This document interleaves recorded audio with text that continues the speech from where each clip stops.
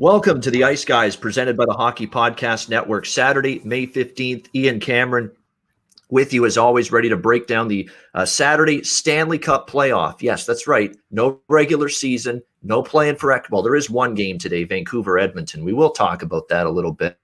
But the days of playing for exercise and not having a whole lot at stake and guessing motivation for some of these teams, don't have to worry about that as much. The Stanley Cup playoffs are here, and we are excited to talk about them. And we're excited to bring on yet another special guest. We've been rotating tons of special guests, former hockey players, other NHL bettors, other NHL handicappers, and we welcome in another special guest for the very first time here on the Ice Guys. Brett Sontag joining us on the Ice Guys show today to help us analyze and preview the Stanley Cup playoffs. The games today, we'll let Brett give his insight and analysis. And, we were talking off air. I'm amazed with how the level of insight and just analysis he can give in terms of the game.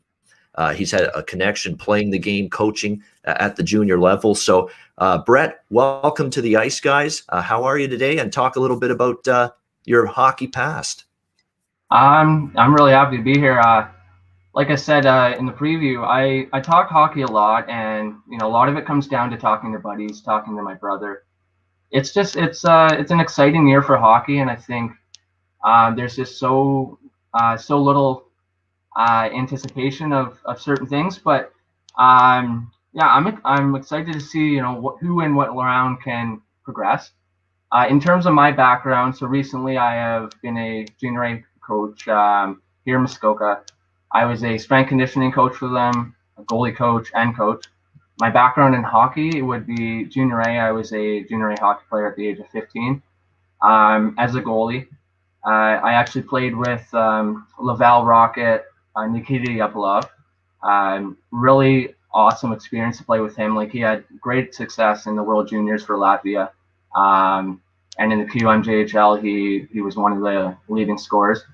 And I have a claim to fame, I guess, with him is I beat him in a shootout. We did 6 shooters, and I stopped him 5 times. He scored on the 6th, and he got excited to score on me. So I thought that was kind of cool, knowing of the success of his career and where he's gone. But for me, my big dream is to eventually become a strength conditioning coach for high-level athletes. I recently met Gary Roberts, original strength conditioning coach. And I know that his progression has led into him being one of the biggest strength conditioning coaches throughout the NHL. It was just really cool to hear the in and outs of what it's like to work with those athletes. But yeah, that's a big goal of mine, is to get into that side of sport and share my knowledge. Like, I have a background. I coach up to level 9 gymnastics.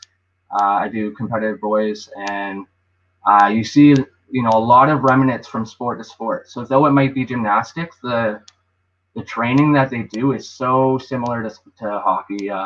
You'd be very surprised. Like, crazy strength and just balance work. Like, you can never go wrong with doing a sport like gymnastics or even dance. Like, the coordination of it's amazing. So I'm glad to have gotten into that realm of things, and just branching in with that and hockey and my baseball background too. I play top 3 team in Ontario, so we qualified for nationals last year, but with COVID going on, nothing happened. And that would have been we did Moncton, but it would have been in, I think, Surrey, BC. So that would have been a cool experience for me.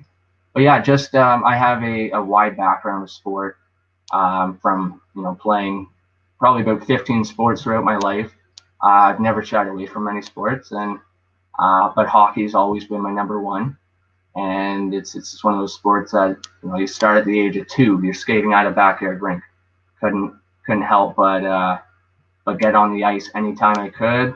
And it was just something for me and my brother that was so sentimental. And my brother is a big inspiration for me in terms of hockey. So we definitely talk hockey a lot, and we do fantasy a lot, and we have rivalries, and we definitely share that love for the sport.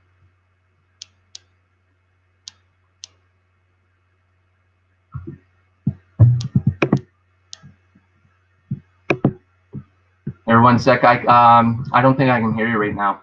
Right now, you're on mute. That's me. Sorry, that's me. My bad.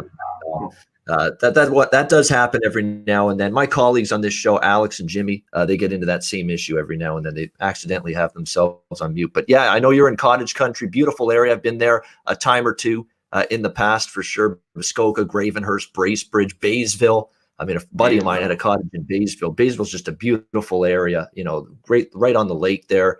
Like if you want tranquility, you want just beautiful scenery and just a nice, enjoyable, quiet summer vacation spot, check out anywhere in cottage country in Ontario. It's honestly, it's hard living here. Yeah, when you live here, you sometimes don't appreciate the beauty of it. Like you have to almost leave Muskoka for a while to really, appreciate what you had in Muskoka. So I love it here. Yeah, no doubt about that.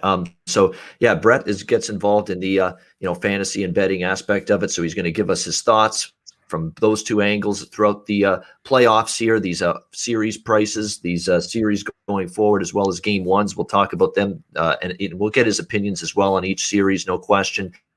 But there's something you got to bring up here in front of our viewers, because you've mentioned this to me before. Your connection to Connor McDavid. And yes, believe it or not, you do have one, Brett. Tell us about it. Yeah. So last summer was really interesting. I worked at a pro golf course here in Muskoka, and I had the pleasure of meeting Connor McDavid. I think it was 4 times in total. It was honestly, it was kind of breathtaking, because though he is the best player in the world, there was just a certain modesty about him. Like he's just a guy who does his job. He's not a showboat. Everything I did for him, he was so appreciative. He must have said thank you to me about 1,000 times. So I picked him up. The first time was great. We talked hockey a little bit, but I didn't want to be a fan. I wanted to be professional. And I believe by having that positive first experience, he wanted to talk to me more the second time. So yeah, of course, I'm a massive fan of Connor McDavid. But it ended up leading into I got to golf with him a bit. I 7th hole at Taboo. I beat him in the closest to the hole. I stuck it to about 2 feet, and he looked over and he's like, "Is that you?" He was absolutely mind blown. So it's just cool to think of somebody of that stature, not talking down to you like you're lesser. You know what I mean? That's the part that, meeting him versus meeting other professional athletes. He acted just like, I was an equal to him. And what that made me do is I wanted to go out of my way and make him feel better. So the second time I met him was the day after they got knocked out of the playoffs. And that's why I believe McDavid's going to bring it for playoffs. He was in no mood. You could tell he drove home flew home from Edmonton, went straight to his cottage. I was mind blown to have seen the guy, because it was so fast. He got knocked out that night, and he was back the next morning in Muskoka. And so we talked, and of course I didn't bring up getting knocked out of the playoffs. Absolute no. So I decided to. You like to get away from that shit, Brett. It's the right play. It's the only play. You don't bring up that kind of stuff. You don't realize this guy's trying to get away from the stresses and the thoughts of what just happened, which is clearly a disappointing end of the season. Yeah, unless you want to be an absolute douche or you want to be an absolute prick. You absolutely keep that off topic, no question. Yeah. Well, in terms of just the professionalism versus the fan. I didn't want to be a fan to him. If I ever want to have him, remember me for special things I did for him, you gotta treat him like a human. You gotta treat him with the respect he deserves. So little things he started initiating conversation with me. I was nervous. I picked him up. I'm like, wow, you're here. He didn't even book a tea time. I guess his tea time didn't go through on the website. And it was you had to book a tea time. It was COVID, so there was no show up and play. And so what I did is I picked him up and we chatted. He asked me some funny questions like, "Yo, bro, where can I rent a tennis court around here?" As we're driving by tennis courts, he's kind of got this quirkiness to him, which is hilarious, because that just made me like him even more. And so I drove him in. I talked to my buddy who was in the pro shop, and he's like, "Yeah, Connor, you didn't book a tee time." And both of us, as a collective effort, we went out of our way to find a way to get him on. It was a busy day, and I grabbed 30 golf balls out of my bag and I hucked them in his cart. Something little like that, and I did everything I could to just make sure that he felt, appreciated. Like, I was excited he was there again, and I just wanted to do what was best for him. And he was like beyond impressed. And I thought that was just so cool because a lot of guys of that stature, they just expect you to do things for them. It's like, okay, cool. Like, you're going out of your way to do this, whatever. But he was so genuine, and there's just something special about getting to know him. And it's an experience I'll never forget. Because 20 years down the road, the guy could potentially beat some Gretzky's records, so we don't know what's in store for the guy. That is, awesome story, and it's great to hear it. I'm actually not one bit surprised. It is, because you actually look at him; he's really developed this stoic, laser-focused demeanor in his response to media questions these days. Like, you could tell he's all business when he's on the ice. That's what separates him. He's a quiet leader. Like, people sometimes like the flashy, like, I'm the best, I know I'm the best. There's something about him that just doesn't scream that to me. And I know some media, platforms don't like that. But the guy is there to play hockey. There's a reason why he's one of the top players in the world, because that's his job. He knows that he's not there to be Mr. Showboat. He's there to be Connor McDavid.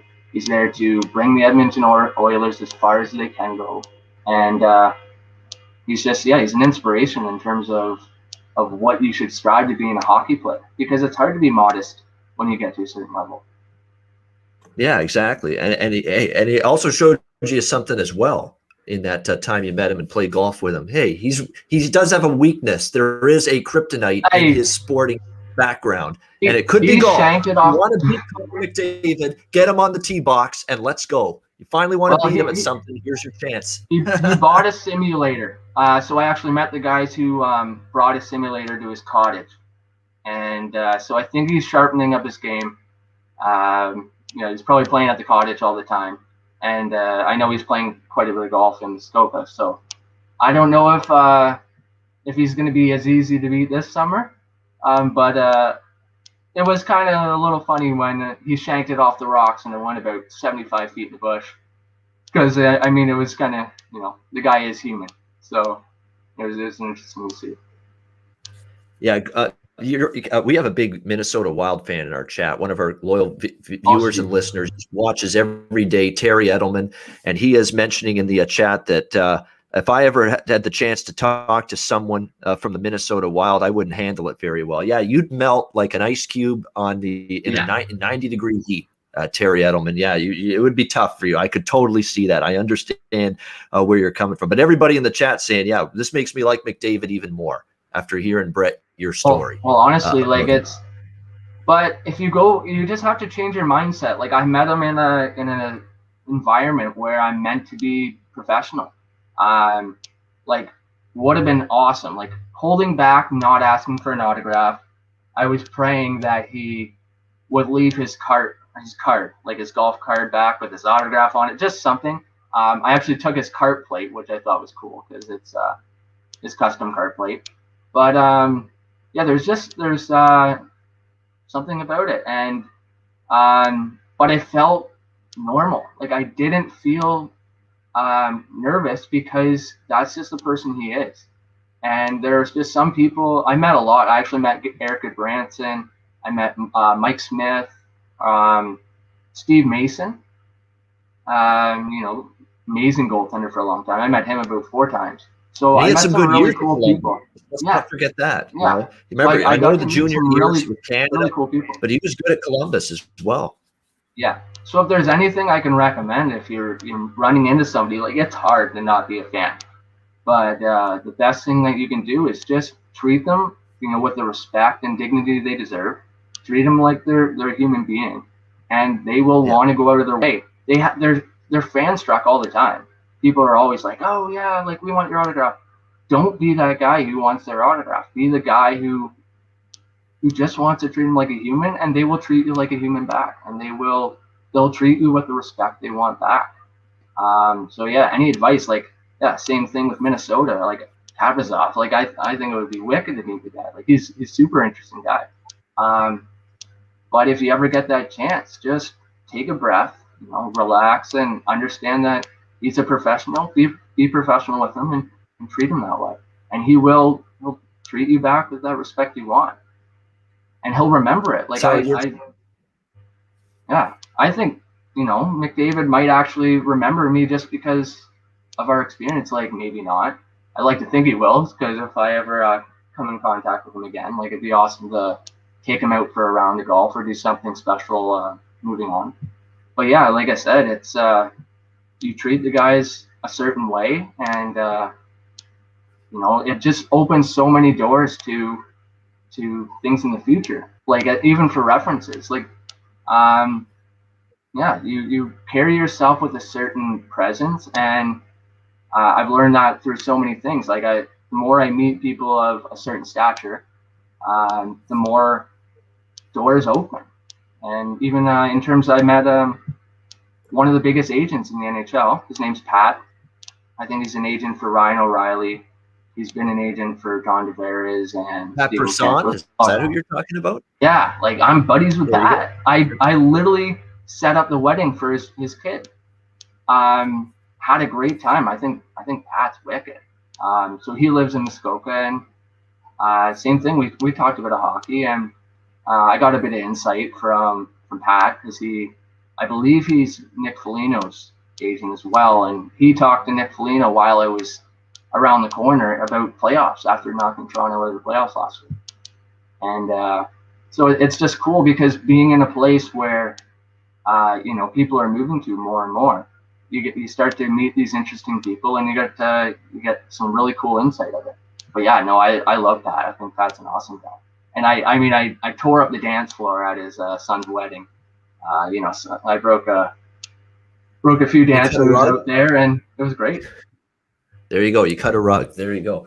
And you sing a little bit too, because I've seen you post videos of you singing. Yeah. You're a hell of a lot better in that department than me. I love singing, but and if I really poured my heart and soul into it, I think I could be, slightly below decent, but that's probably as much as I top out at when it comes to this. But I love music. I love music, hip hop, rap, rock, dance, pop, everything. Oh, especially classic pop, like 80s pop. Some people I know hate that cheesy 80s music. I love it. Oh man, there's some 80s music that you hear it and you're going. Another interesting fact, I guess, I don't know if there's any musicians in the chat, but yeah, I'm an aspiring movie score symphony writer. So I've composed 300 symphonies. So along with, it just shows that if you're an athlete, it's not out of the ordinary, I guess, to pursue other things. Like I want to be a children's book writer. I work with children for a career. I'm an early childhood educator, and but just because I'm a hockey player, an athlete, and that's one of my skill base, it doesn't mean that you can't branch out into other things. Like music, I have an addiction. Like there's something that music does for me that sports can't. There's an emotional connection, and there's something that writing does for me that sports can't. So don't be afraid. Like if your friends are like, "Oh, that's stupid," well, don't care what your friends say. Like, be versatile in what you want to try. And that's one thing I've learned that's opened so many doors. Like I'm currently building a massive stone patio. I'm doing stone masonry. I'm doing massive projects that, I'm just learning, because learn everything you can. Like there's no problem in your life to go out and say, "Oh, I want to learn guitar." Well, go learn it. Like there's nothing stopping you. There's nothing holding you back. I love playing guitar. Like if I go to a party and there's a guitar, I'm playing guitar and I'm singing. And it's a special feeling. It's there's certain things that can do more for you than you think. And yeah, don't be afraid to try new things. Like failure sucks, but learning something new trumps failure any day of the week, and you'll be glad you got through it. That's well said. I mean, like you said perfectly, if you don't expand your horizons, learn new things, try new things, your brain's going to get, You're getting a lull. it's just going to shut down. You've got to keep your mind and your brain stimulated. And the way you do that is you learn, you explore, you expand, you do new things, you learn you read about new things. You just do things that are going to keep you going and keep you, like you said, keep you not a one-dimensional person. Like you only know this, or you only know that, or you're only good at doing this, or you're only good at doing a certain thing. No, to be able to have that multiple things you could do, things you could talk about, that knowledge base is expanded to more than just a couple of things here and there. And it's like you say, if you just shut down and don't learn things when you're young, it's going to show up when you're older. And I find, the people that really don't go that extra mile to learn about things when they're younger, they kind of pay the price for it from a mental acuity standpoint, I guess you could say, as they get older.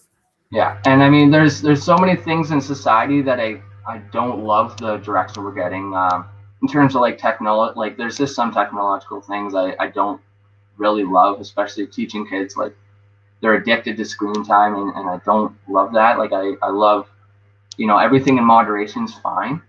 But there's more accepting around trying new things now. Like when we were younger,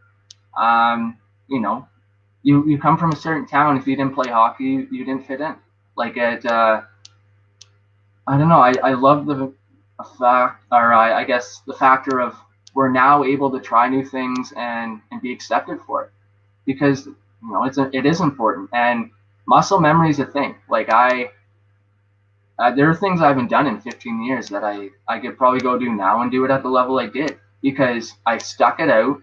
I dedicated a certain amount of time to get into that, whatever that was, and even piano for me.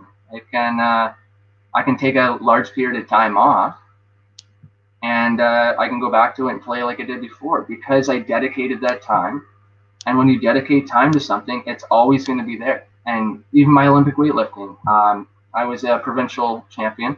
I qualified for Worlds at a point, and I got hurt. Like I got tendonitis in both wrists. I got sick, and I think I ended up losing 30 pounds. But if I go back to that at any point, I won't be lifting the 365 pounds I was lifting at the time, but I can still do 275, and I'm happy with that. But it's not like I didn't build the base up. You build the base for anything, and it's always going to be there in your back pocket. And with the way the world is, you can't have one choice. You can't go, I want to be this, I expect to be this. You've got to put everything into that. We have to know that there's always going to be factors that might come into play, and you have to have a backup plan. So I've just never shied away from trying to learn new things, and I'm hoping for one day it's going to benefit for me. So that's a big thing I would definitely recommend, is explore options, and don't be afraid to try new things.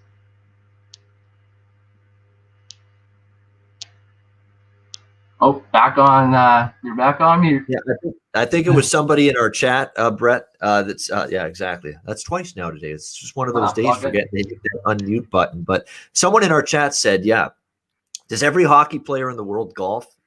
Yeah, it's a common connection. Hockey players love to golf. Hockey players golf and country music. I mean, that trio. I hate to be stereotypical of some, but that's a trio that is almost set in stone right now. Yeah. They love their hockey. They love their country music. Many hockey players, and obviously, they love stomping their feet. Well. Yeah. Yes, absolutely. All right, we got work to do, Brett. We got some hockey to break down. Let's get to it. We've got the Vancouver Canucks and the Edmonton Oilers. Let's get the nonsense out of the way first. That's what this is, nonsense. This game. Edmonton minus 190 to minus 200, almost home favorites. So they are big favorites in this game. Total 6 in this game, 6 goals, shaded to the over slightly.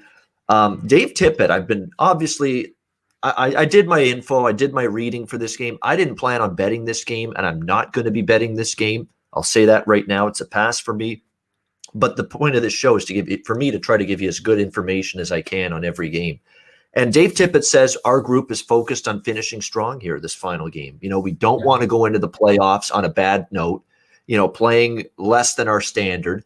And it looks like from a lineup standpoint for Edmonton, I think they're going to be cautious with Ryan McLeod, who, and I've said this for days now on this show, they've found a third line, Edmonton. They found some depth forwards with Ryan McLeod. Some sucks because it sucks for other Canadian fans, but it's what Edmonton wants if they want to be successful.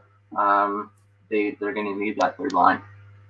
They absolutely will, but he may not play. We're looking at Kaylor Yamamoto, maybe out today as well. So they are going to rest a couple of guys, potentially the Oilers, but it looks like we're going to see McDavid, Brett's golfing partner there. We're going to see him today. James Neal, Ryan Nugent-Hopkins, Tyson Barrie, Leon Draisaitl, Jesse Puljujärvi. It looks like they're all going to play. Alex Chiasson, Dominic Cahoon, Darnell Nurse there. So it looks like most of the regular lineup for the Oilers is going to suit up here in this game for the Vancouver Canucks. Other than Sutter, it looks like and Pettersson, of course, we know is out for the rest of the season. He's been out for a while. They should have a pretty full lineup themselves. Travis Green's talked about, look, it's been a trying season, physically, mentally, emotionally. We've battled COVID. We've had all kinds of issues. We've had injuries. We're obviously not making the playoffs. We've had a disappointing season, but we still want to kind of finish the season strong. I thought they were pretty decent, competitive at least against Calgary the other night, even though they fell short. I forgive them for the 5-0 loss against Winnipeg earlier this week. It came the night after Montreal clinched that final playoff spot. So natural letdown where you realize, hey, reality is sinking in. Well, and that's where the emotion, emotion of sport can be sometimes the biggest barrier. It's not the physical. It's just as soon as you're down and you're not in that mode of like we're playing for something, you kind of go into a bit of shutdown. So that totally makes sense of why that happened. And then you have Winnipeg, who's also in a slump, and they want to get back on a roll. Like you looked at even against the Leafs, they were working hard. And they were successful last night, but they want to get back on track and go into playoffs. The way they were mid-season, like they were untouchable for a little bit. So, no question. So Mikko Koskinen in net for the Oilers. I don't like him all that much, to be honest with you. He hasn't played all that great. There's a reason Mike Smith's going to be the number one goalie. He's been the much better, superior goalie this season for the Canucks. They expect it to be Demko, but hasn't fully been confirmed yet. Like I said, I'm not betting this game. I lean to the over a little bit, especially now that Koskinen's in net, and because it looks like we're still going to see McDavid, Draisaitl, all the big guns for Edmonton. It could be one of these up and down affairs, trade chances. Edmonton's not going to be looking to get anybody hurt blocking shots, all right? You're not blocking a ton of shots and sacrificing your body. In your last regular season game, when you're already clinched your spot, you know you're going to play Winnipeg in the first round. So I could see some goals in this game. Not going to bet the game, but I do lean. If there's any game that Vancouver's going to be, there's any game that Vancouver's going to win, it's probably going to be this one. I see, like McDavid's obviously going to try to push as many points as possible. Like he's obviously set such an accolade so far. But I think the accolades are kind of done. He knows that what the big focus is, and that is playoffs. So I don't think he's going to bring his 100%. Yeah, like you said, he's not going to be blocking shots. He's not going to be playing with as much grit because health going in the playoffs is such a big thing. But also he still wants to stay fine-tuned. In comparing to the game between the Ottawa Senators and the Leafs, Ottawa was excellent. Like they looked like a playoff team.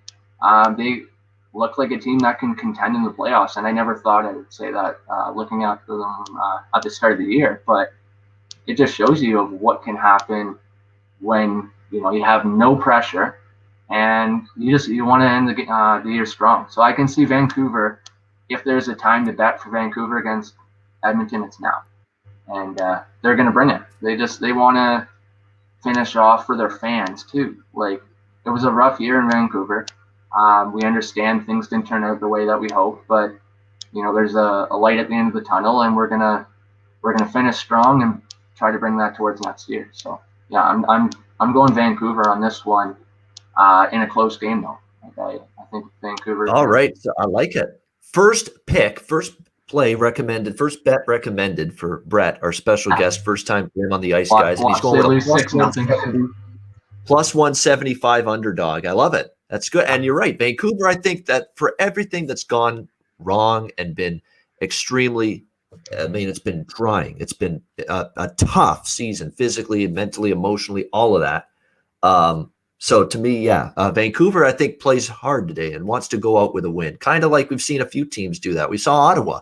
They wanted to go out with a win against Toronto on Wednesday night, and the Senators got it done in that game. So you're right. This is one of those games where I would only look to the dog, and I would lean over the total as well. All right, let's get to the good stuff now. It's playoff time. It's the Boston Bruins and the Washington Capitals. Game one of their series tonight. We've got Boston minus 125 road favorites here, total 5.5 in this one. So I'm going to be brief with my analysis because I went in depth on this series yesterday on our playoff preview show with Jimmy Murphy. This is going to be the Ice Guys mostly with Brett Sontag today because he's going to be the star because we want to hear a lot from him because he goes in depth and we're going to give him that chance. So I'm just going to keep it brief here. Yeah. I said yesterday that I thought Boston had a defensive edge in this series. Yeah. I don't know what to expect from Vitek Vanacek. And if you go to naturalstattrick.com, a great site, and you look at high danger chances and expected goals margin, especially at 5-on-5 even strength, Boston's better in a lot of those categories. And Washington's gotten away with a little bit shaky defensive play, too many quality looks, the slot area, they've given that up too much. Rebounds in front of the net that Vanacek, the young goalie, who is also playing in his first playoffs. Let's keep that in mind. Is he ready to handle it? Boston does like to crash the net. I think the Bruins have transformed their offense since they got Taylor Hall. You see the reverberating effect. They've got to worry about a couple of lines now, who they match up with defensively on the other side. It's opened things up for David Krejci, who it's not a coincidence to me that he's played his best hockey of the season since they got Taylor Hall. And still without Charlie Coyle as well, this Bruins team, and yet they've still managed to really get their offense going. I think if they keep this series at 5-on-5, and it's a big if, because the Capitals thrive at drawing penalties with their skill, with their speed, with Ovechkin and Oshie and Backstrom and company, and Mantha was a good pickup from Detroit at the trade deadline. If they get the power play opportunities, Brett, they are a lethal power play and they can do damage with it. But if Boston keeps this series 5-on-5, I think they've got an advantage. I like them in the series, and I kind of like them in game one. We know there'll be no Kuznetsov, who's in the bad books of the Capitals too. Yeah. He's kind of broken COVID protocol off the ice, and now he's dealing in COVID protocol right now. So he's not going to play. There's a chance TJ Oshie is not cleared to play tonight as well for the Capitals. He looks like he's going to be a game-time decision. I like the Bruins in the series, but I think they got a chance to take game one tonight as well. And again, first playoff start ever for Vanacek. So I'm on Boston here, minus 125. Brett, let's get your thoughts here on the series and game one, Bruins and Capitals. Yeah, honestly, I think this series, among potentially every series, has the makings to go down in history as a series. There really isn't a clear edge between either team because they both have ran with the same system for so long. They've both been very consistent with that system. You know, you look at Boston, like they've run off the same core. As soon as you think Boston's not great, they pick up a guy like Taylor Hall, who is obviously shining where he is now. He's now newly motivated. He's working hard. He's becoming successful. Huge ad. Like I wish it didn't happen because I'm not a big Boston fan, being a Toronto fan. But you have to give them credit, and they always find ways to have third line and fourth line guys that might not seem to be the best in the regular season, but they bring it in the playoffs. And you look like a guy, Riley Nash, who played for Boston against Toronto. Like those are the underrated guys that Boston seems to bring out and thrive. They somehow find players who might not have the best offensive numbers that are sleepers, but then they also bring that shutdown role. And even Grzelcyk on defense, like they're really good talents on Boston. And a few weeks ago, I kind of had Boston pegged as not a favorite at all. But just with the team dynamic since bringing Taylor Hall, it seems like it's a full revamp. And you can't really take out you never know how Tuukka Rask is going to be, but them having they have 3 good goalies now. Even I don't even know how to say his name, Swanek or whatever. Swayman. Yeah, their third string, he was killing it. Like, they have very good goalie depth. We know goalie depth can go very far in the playoffs. They have very good defensive core. Losing the toughness is Zdeno Chara. Like, I know the guy's 43, or is he 43? He's getting older. And facing but a just former his, team in this series, Zdeno Chara, yeah, I know of course. that'll be a big thing, because he just has a size and intimidation to him that can really change playoffs. So that'll be definitely an interesting thing. And with Tom Wilson, I think he's a little more scared. Like, I think he's going to be a bit more timid with all the flack going on him. Like, that stuff is hard to brush off mentally. You have a whole hockey base who's very upset with the guy. He made a poor decision, and yeah, I in no way agreed with it. But from his standpoint, like, that's old time hockey. Like, that's the hockey we saw in the '90s that we love to watch. And though in modern hockey it's kind of frowned upon, he's just trying to play the way that he plays. And like a lot of people say, if you're a GM, you're never not taking a guy like that. He's someone in the playoffs who is such a threat. So if he they bring their toughness, I don't know if Boston can get around it. But if Boston can get around that toughness that Washington has, and get over the fear of what they bring, I think Boston definitely has the edge. But Ovechkin, he has an ability too that he's going to be hitting. He's going to open up his own lanes, and if you let him shoot, the guy can score 10 out of 10 times if he's in the right spot. So definitely Boston, but I don't count Washington out for a moment. Like, they can bring it just as well as Boston can. Yeah, I'm with you. I like Boston. I don't love Boston, but I like Boston in this series. I like the way their trajectory has been. I think their play from the trade deadline onward has given me the faith to back Boston in this series. Yeah. I think and Washington, I think the regular season you can get away with, defense that's kind of up and down, kind of shaky. And then there's other instances where in the playoffs, you don't get away with it quite as much. And I think this could be one of those situations. It's going to be a good series. It's probably going to be a competitive series. It will be. Washington's still a very good team, but I just think I give Vanacek's got to prove it to me. I still think Tuukka Rask, who's been obviously BB guy, and Swayman, if he were to get in, is better than what you've got in goal with Washington. Defense, I think in terms of the blue line, Carlson is, by the way, should be good to go. And Charlie Coyle is back tonight for Boston. So that's big. So you talk about now even more forward depth for this team going into this first round series. But I like the way the Bruins blue line is going now. They're going to have Brandon Carlo healthy again, Grzelcyk's healthy, Charlie McAvoy. It's all hands on deck. On the flip side, I think there's some weakness in the bottom couple of defensemen for the Capitals. I think some guys to watch out for Washington, though. These are guys that are going to have to get it done, because you can't always maybe Boston has that defensive matchup, Brett, for Ovechkin and Wilson, Backstrom, Oshie, and those guys, and Mantha. Lars Eller, Connor Sheary, and this Daniel Sprong, who has actually been a big-time offensive catalyst down the stretch for the Washington Capitals. He has been good. If they get those depth forwards contributing offensively, making it more difficult for Bruce Cassidy and this, pretty regimented, solid Bruin defensive team to match up, you get some of these guys like a Sprong, like a Sheary and Eller chipping in offensively, and not just the big guy. Sheary has an ability. Yeah. I'd be worried of Sheary. He's got a tough edge to him, and he's showing that he has a lot more skill than a lot of people thought. So with that, if he brings out his workhorse ability and he wins those battles, we know that Lars Eller, especially when he played for Montreal, like, that guy was their offense. Like, he was a major part of their offense. You don't lose that. He's not old enough to have lost it. He has to get in the way that he was. I don't know how many years ago. We'll say 6 years ago, but when that ability is there, it is always there. It's just finding the comfort in it and finding the people that can support your abilities enough and open up space. So if Sheary and Sprong, they can open up space for Lars Eller, I think Lars Eller is quite dangerous.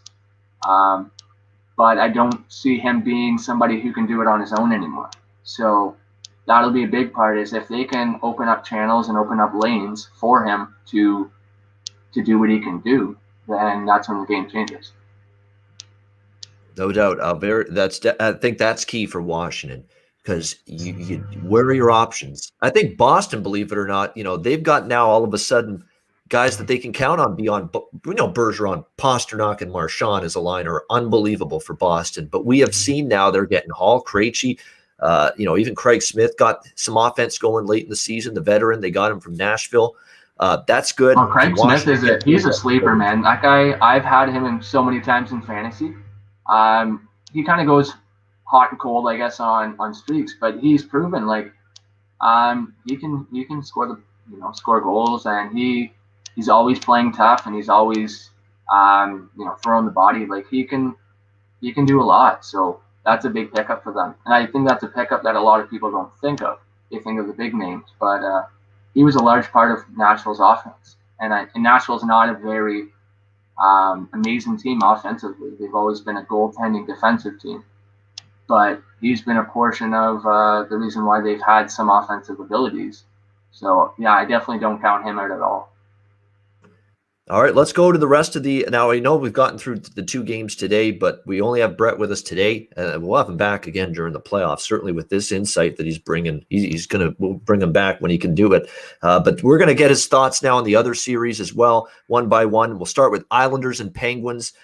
Pittsburgh, in terms of game 1, they are minus 130 favorites, 5 the total here in this one. They're about minus 140 to minus 150 series favorites. I always fear, and I said this yesterday, picking Pittsburgh the way I did. God, going against Barry Trotz in the playoffs, what could I possibly be thinking doing that? Because all this guy does is have success. Nashville, Washington win the Stanley Cup. Islanders take them to the playoffs each year, including the East Final last year. But I don't know, something was missing to me, Brett, watching this team. Like, I watch a shit ton of hockey every single day, every single night, and something was missing with this Islanders team. I saw goaltending from Varlamov was not what it was last year. I saw their forward and offensive depth not really score at key times. I've seen their big acquisition at the deadline, Kyle Palmieri, go completely into the tank offensively pretty much since they got him from New Jersey. I've seen Matt Barzal with brutal turnovers in the neutral zone, leading to goals for as great an offensive player as he is. He's got that Mitch Marner syndrome. I can do a nice little backhand pass, no look through the neutral zone and think we'll get a goal out of it. Problem is, you do that, you could lead to a goal for the other team, and it's in your own net instead. Playoffs isn't I'm going to run around with the puck whenever I want. Like that's where it really changes. Those little giveaways are going to be the biggest detrimental effect on a team. And yeah, Barzal, guy is an absolute threat. You get that guy a little lane, and he's coming in, and he can turn on a dime. Like exemplary turning ability. Like some of his goals I've watched, I would have gone headfirst in the boards. Like I'm a fast skater, but that guy can be on a 75-degree minus angle. Like he's like this. He's turning on a dime, and he can go from full speed stop, throw off the tempo of the goalie, and score. Like there's definitely a threat, but if the ice doesn't open up for him, and if he's giving away chances to, like on a defensive standpoint, he might not be as big of a threat in the playoffs as you think, because we know that two-way forwards is more important in playoffs. You have to have a team that can win 2-1. You can't have a team that is expected to win 6-1, and that's why I think for example, the Leafs are so much better than they have been in the past. Is they're proving that they can be a team that can win 2-1, not a team that relies on scoring 6 goals and is going to win 6-4. That's what wins in the playoffs, and I think Pittsburgh's got the advantage. Like we can never count Crosby out, and a healthy Crosby is very dangerous. But yeah, with Jeff Carter, with that addition, like the guy's been excellent. We know just like our Corey Perrys and other guys of that generation, and Ryan Getzlav. Like they just have a hidden gem to their game that they can always bring.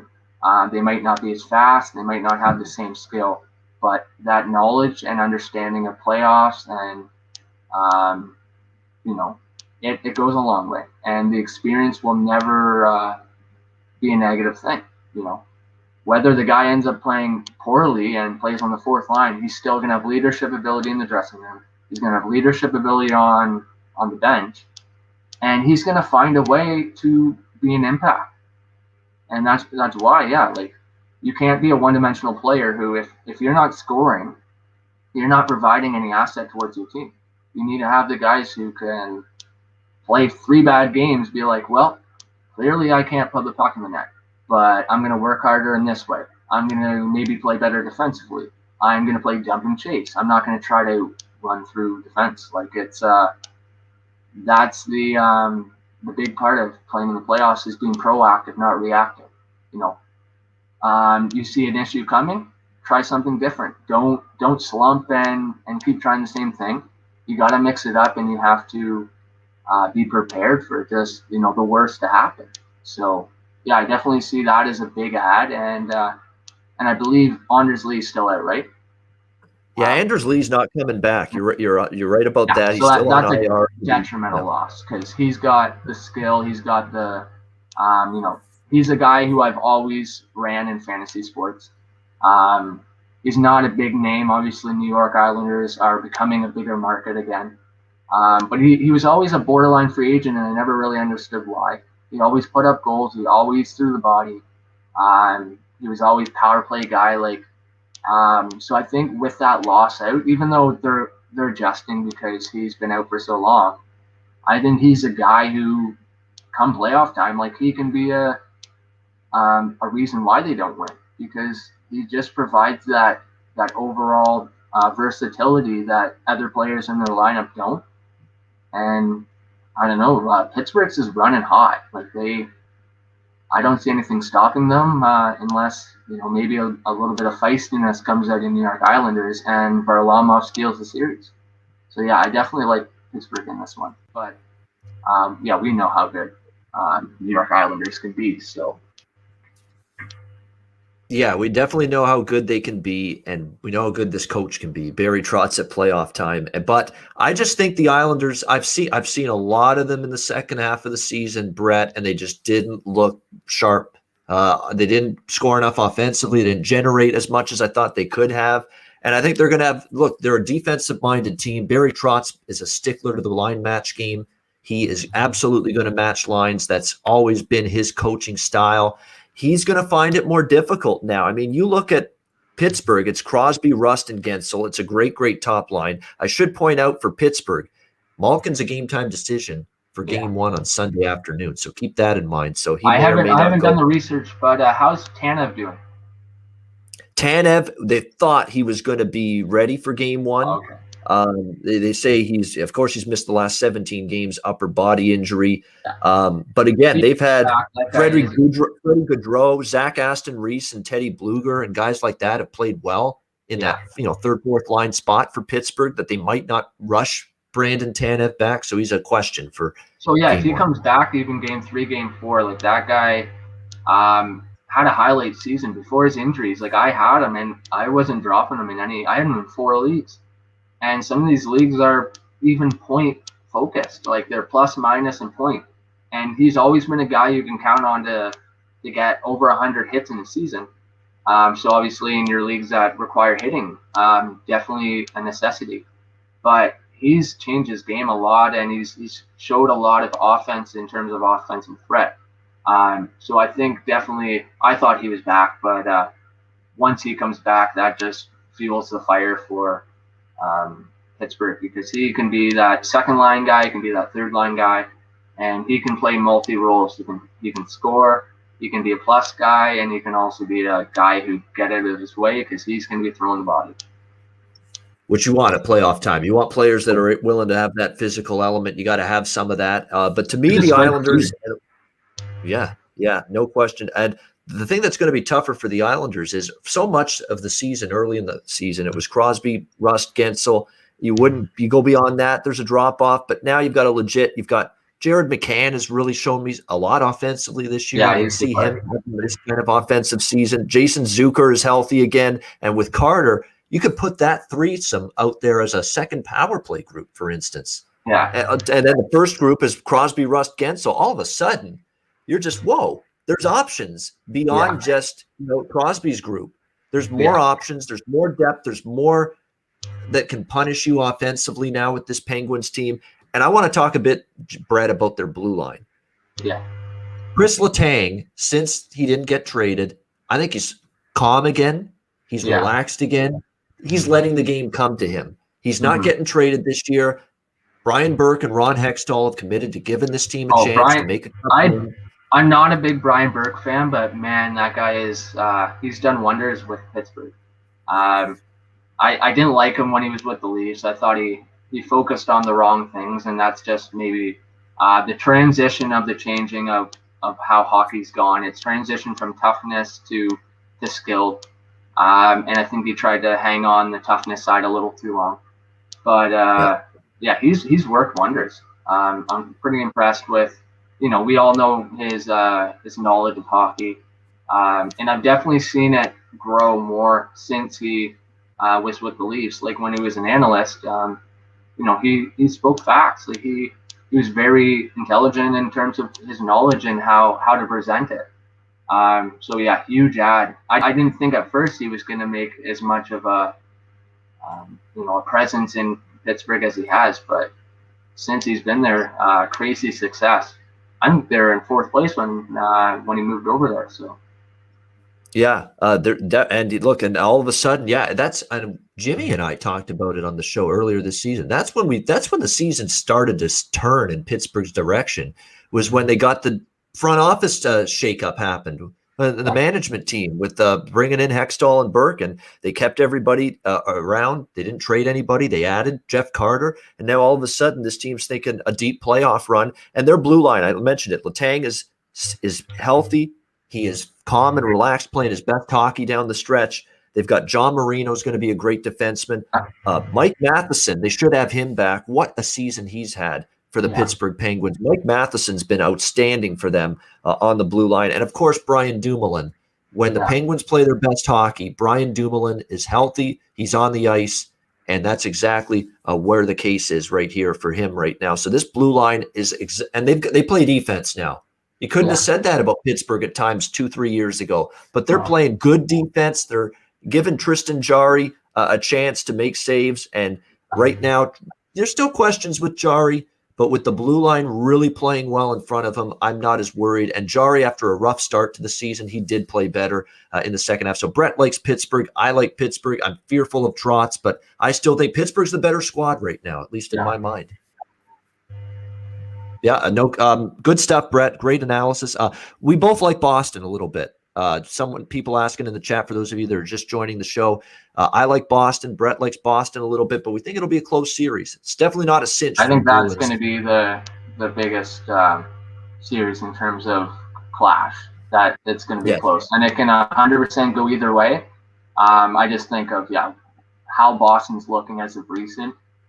If they can bring what they have.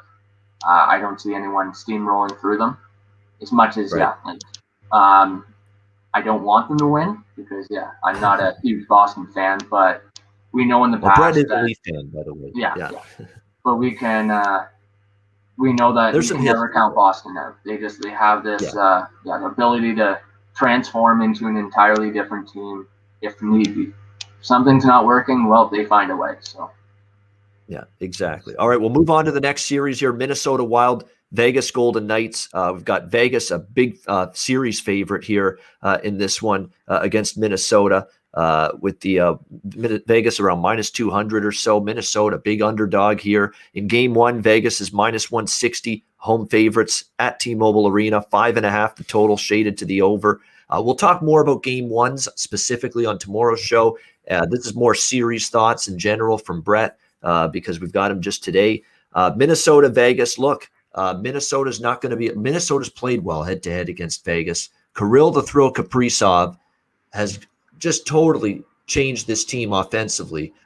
We have never been able to say, Brett, the Minnesota Wild are a quick strike offense in our lifetime until this season with Kaprizov, with Fiala, with a healthy Zuccarello. Go on down the list. A good blue line with Spurgeon, Dumba, Brodin, and company. And Suter can still play.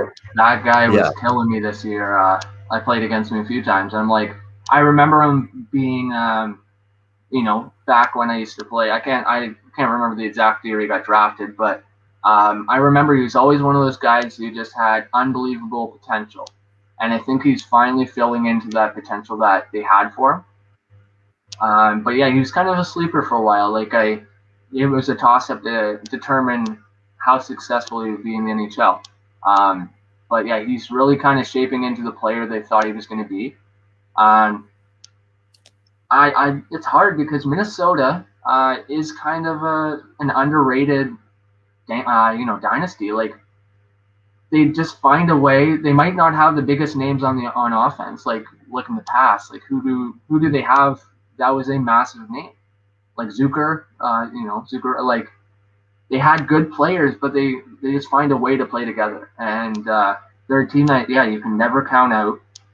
Because on paper you might be like, Minnesota's not very strong, but they find a way. And Dumba's a great player in the playoffs, and obviously their goaltender's doing excellent, and they have two solid goaltenders, which is another big part for playoffs. So, I think they're running in hot in the playoffs for one, but they don't have that pressure that Vegas has. Vegas is expected to be a top 3 team.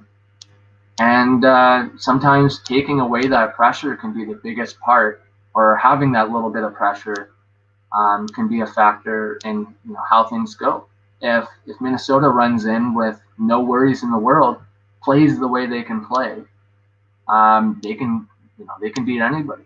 I don't see them easily walking through anybody. I don't think that's they're not quite there yet, because obviously Kaprizov is not in his prime. They have a lot of young players that aren't, but they've showed that they can contend with any team, and if they bring their top game the way that they can, with the little pressure that I think they're going to have compared to Vegas, they can make it through.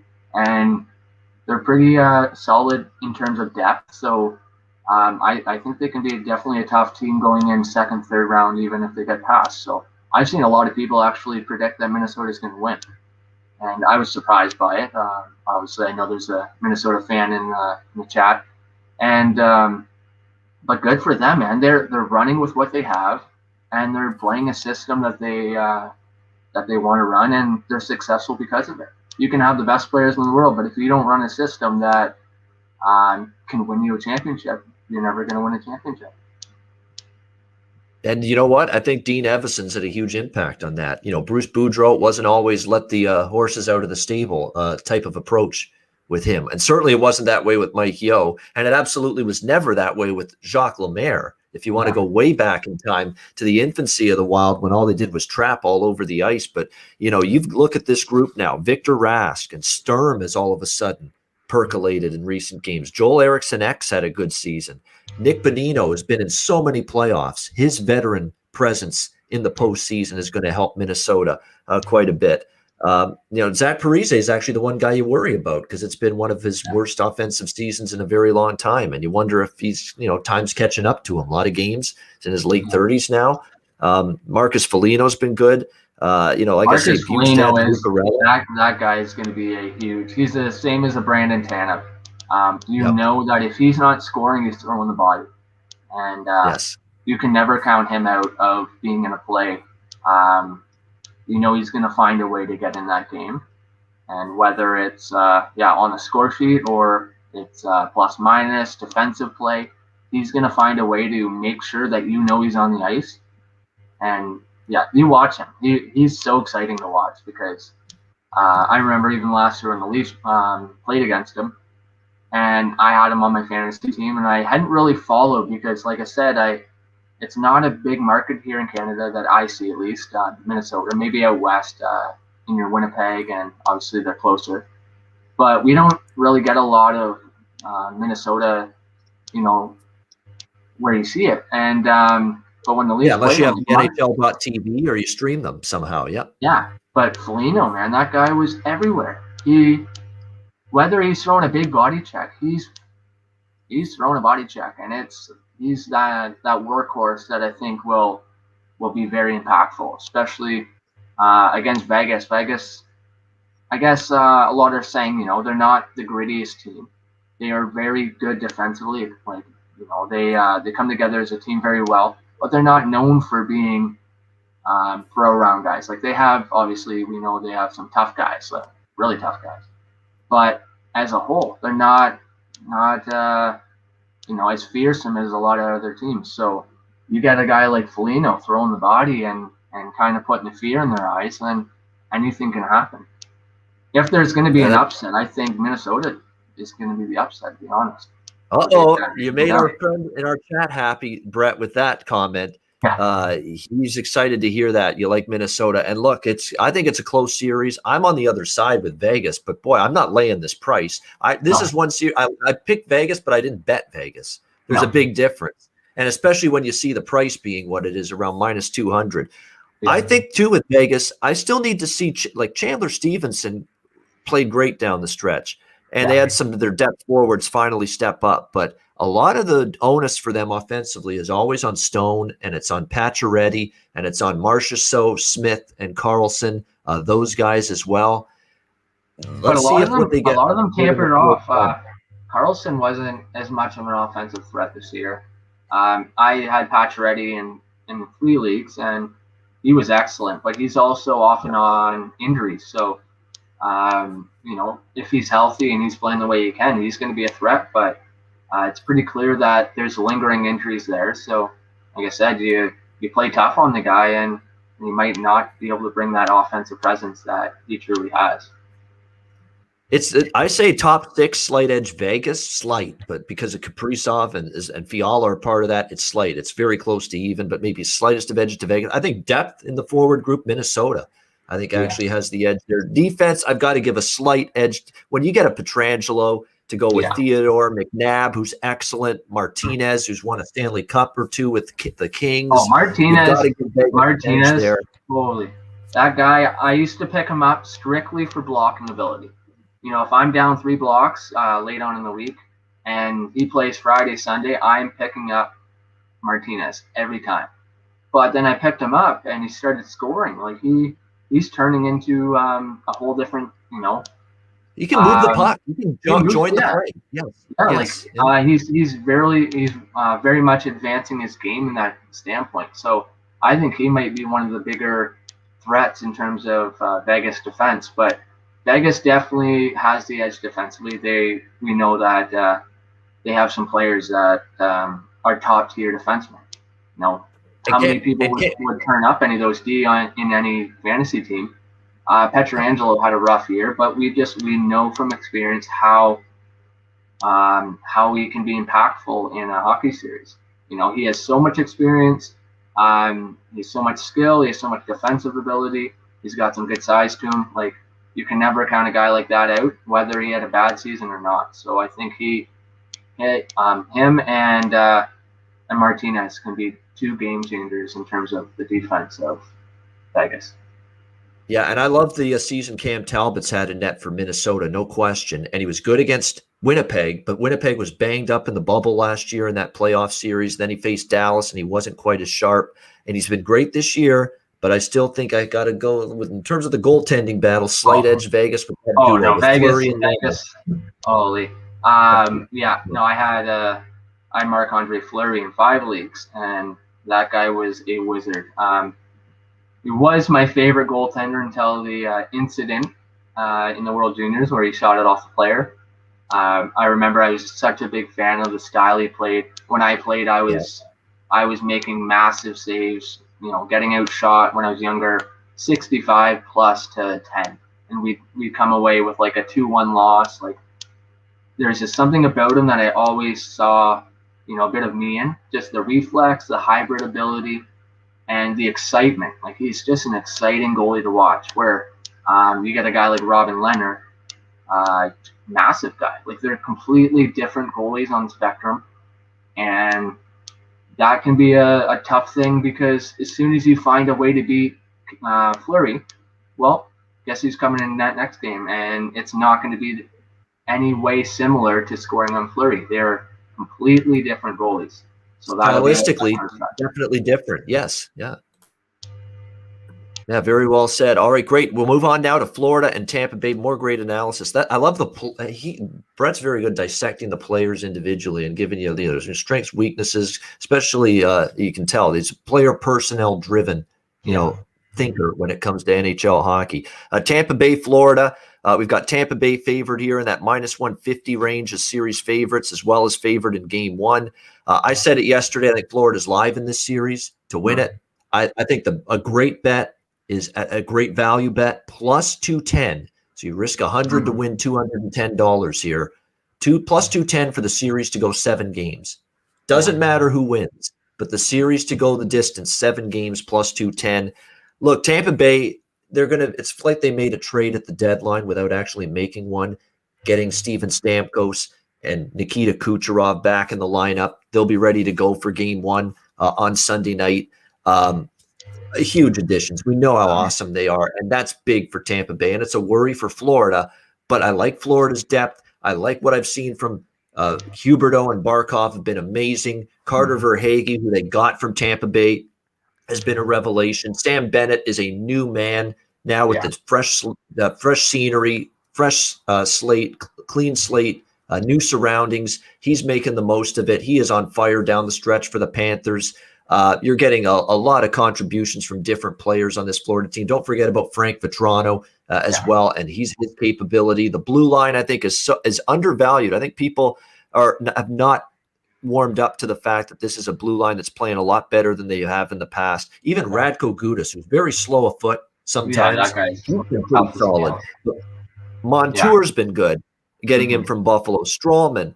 And even without Ekblad, I thought Ekblad injury would be big for them, but the Montour trade helped them. They have Yandel playing about as good as he has in a very long time. Like I said, Barkov, Bennett, Alex Wenberg, watch out. This guy was a disappointment in Columbus, and now look at how he's playing for the Panthers up front as well. It's going to come down Bobrovsky, goalie Bob. What can you do? Can you get your shit together, man? Get your shit together and play well.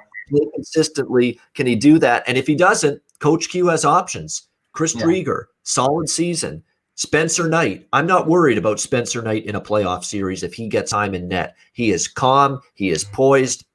And we know these rookie goalies have sometimes caught lightning in a bottle at playoff time. Jordan Binnington, all the way to the Stanley Cup, winning it a few years ago. Cam Ward, if you want to go way back to 2006, leading the Carolina Hurricanes to the playoffs in his first season. I have a very interesting story. For one, Aaron Ekblad lived with my cousins in Barrie, part of the Barrie cult. So I have a bit of an insight for him.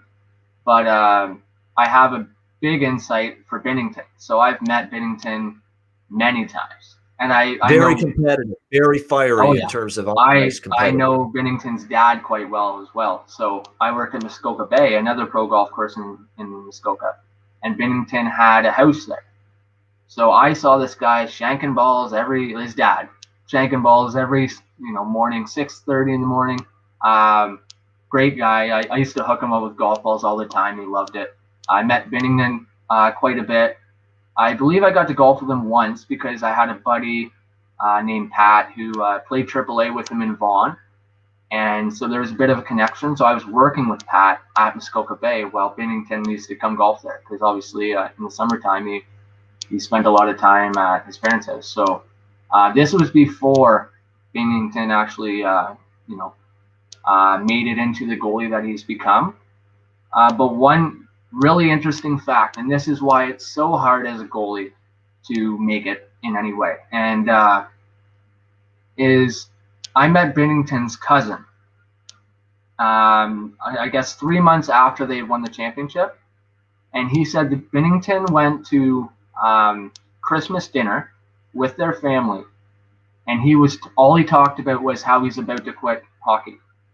So he was playing in the AHL at the time. Allen was the starting goalie, and he was minutes. Like, he was one week away from basically quitting hockey. Guess what? He gets the call to go out to St. Louis. And that's a story that a lot of people might not actually think of or know of. And that was a person I talked to his uncle about it. And he was really, upset about it, because as a goalie, if you don't get that opportunity, or you have, say, 5 bad games in the NHL to start off, you could be the best goalie in the world and have 5 bad starts, and your whole career is gone. There is no coming back from a certain image once you have it in a certain destination where you are. And he finally got that opportunity. He brought his game, and he won a Stanley Cup. Like, what an amazing comeback story, to think of a guy who is borderline taking up being a construction worker or something like a normal job, and turning it around and becoming a Stanley Cup champion within weeks of that thought of, I might never play goalie ever again, or I might become a beer league goalie. And yeah, what a success story in terms of Binnington. Wow. I thought that was so cool to hear that. So he's basically a week away from saying, to hell with this. I'm not getting that next step of progression in my career, and not getting that call, not getting that opportunity. I think I'm just about ready to give up, call it quits, be done with it, move on to other things in life. Wow. I mean, you're basically thinking about it. He gets the call, and then gets called up to St. Louis, because remember, they were struggling. They were reeling at the time. They just made the coaching change, I believe. They'd just gotten rid of Yo and brought in Berube, and they're looking for some kind of spark. And sure enough, he gets that chance, and he makes the most of it. He runs with it, and there you go, Stanley Cup champs. And now he's firmly entrenched as the number 1 guy ever since. Yeah, no, it's crazy. That's amazing. Yeah, I didn't know that backstory, that he was about to quit, that he was about to it was cool to hear about. Yeah, because even it was at Mike Fountain's hockey school, so I've worked that for 3 years now, and I think it was taken over by Chris King, so it takes place in my hometown of Gravenhurst, and they have a really good program going on in Michigan. I believe in Flint, but there's another place in Michigan that Mike Fountain is very known for. He's a former NHLer, so great guy. Like, he's actually been a family friend for over 20 years. And yeah, I ended up this Binnington's cousin, who is his little cousin, he was the goalie for my team. So I'm coaching Binnington's little cousin. Didn't really know until afterwards, when I was talking to the father. And and then he told me that backstory while we're in line getting food at the end of the camp. Like, everyone gets free food at the end, whatever. And I'm so glad I had that conversation, because as a goalie, I had just tremendous ability, and I had good, mental toughness, but I never had great mental toughness. So it was just kind of a cool thing to hear about the struggle of somebody else, and that they were able to turn it around and make a name for themselves. Because we often just hear of goalies flying under the radar, and when that chance doesn't come, it's really hard mentally. You think of what could have been, and that's one of the things I find in life that we often struggle with, even going and getting older, is the thought of what could have been if maybe I gave it this little bit extra effort. What could have been if I just gotten luckier in this point, or won this championship, or won that, or changed teams. Like, I look at my brother. My brother used to play against Stamkos, Delzato, and all those guys. My brother was on par with Matt Duchene in AAA hockey. Matt Duchene played for Central Ontario Wolves. My brother played for North Central Predators. Central Ontario and the Southern teams, he played against Darren Archibald. My brother put up more points than Darren Archibald. The guy's been playing in the NHL, and he's been fairly successful. So you look at certain markets, and that's why AAA can be a dangerous thing, because you don't give the respect to certain markets. And I played for the Predators as well. Like, you drive to Quinte on a Monday night. That's a 3-hour drive to play one hockey, and you're coming home. You're getting home at 2:30 in the morning. And and you're putting up the same points as other guys, but because you're in Muskoka or you're in that area where people don't really give the credit that they do. And my brother was at one point top 3 in Canada for AAA points. This was the season after that Stamkos and all the guys had moved on. I think that's a cool accolade, but my brother was set on D1, didn't happen, and he ended up just playing Junior A. And in the GMHL, he set the all-time points record in the GMHL, which I think is cool.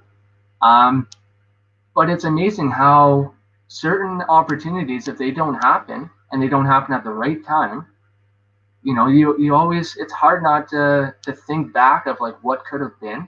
And I think that's the hardest part as a hockey player is you have to know that nothing's a sure thing.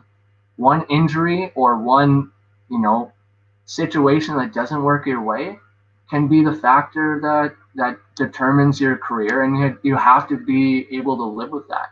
And sometimes that's where I sometimes have anxieties around it. You feel like you're not doing as much as what you're capable, and we all have that. And just know that you have to understand that sometimes it's completely out of your control. Sometimes you're gonna have the Binnington story where you're thinking of quitting. And sometimes you're going to be the guy who is expected to be a Connor McDavid, like Nail Yakupov, and virtually do nothing for the NHL. That's a good comparison. Yeah, you have to live with what happens in life. You can't dwell upon that because you're going to live a life of negativity, and you have to reassess your life and think, where can I move on from this? Not well, I could have been this, could have been this. There's a big negativity of that can happen, and I've seen it through myself. I wish I was doing more. I wish I was doing certain things that I wanted to do, and I sometimes get really upset over it. But I have to, take a step back and realize, I'm doing a lot of great things in my life. I'm doing the best that I can, and sometimes it's a hard thing to do, but you got to, be appreciative of what you have, what you've done for yourself, and think, where can I go from where I am now? Not where could I have been.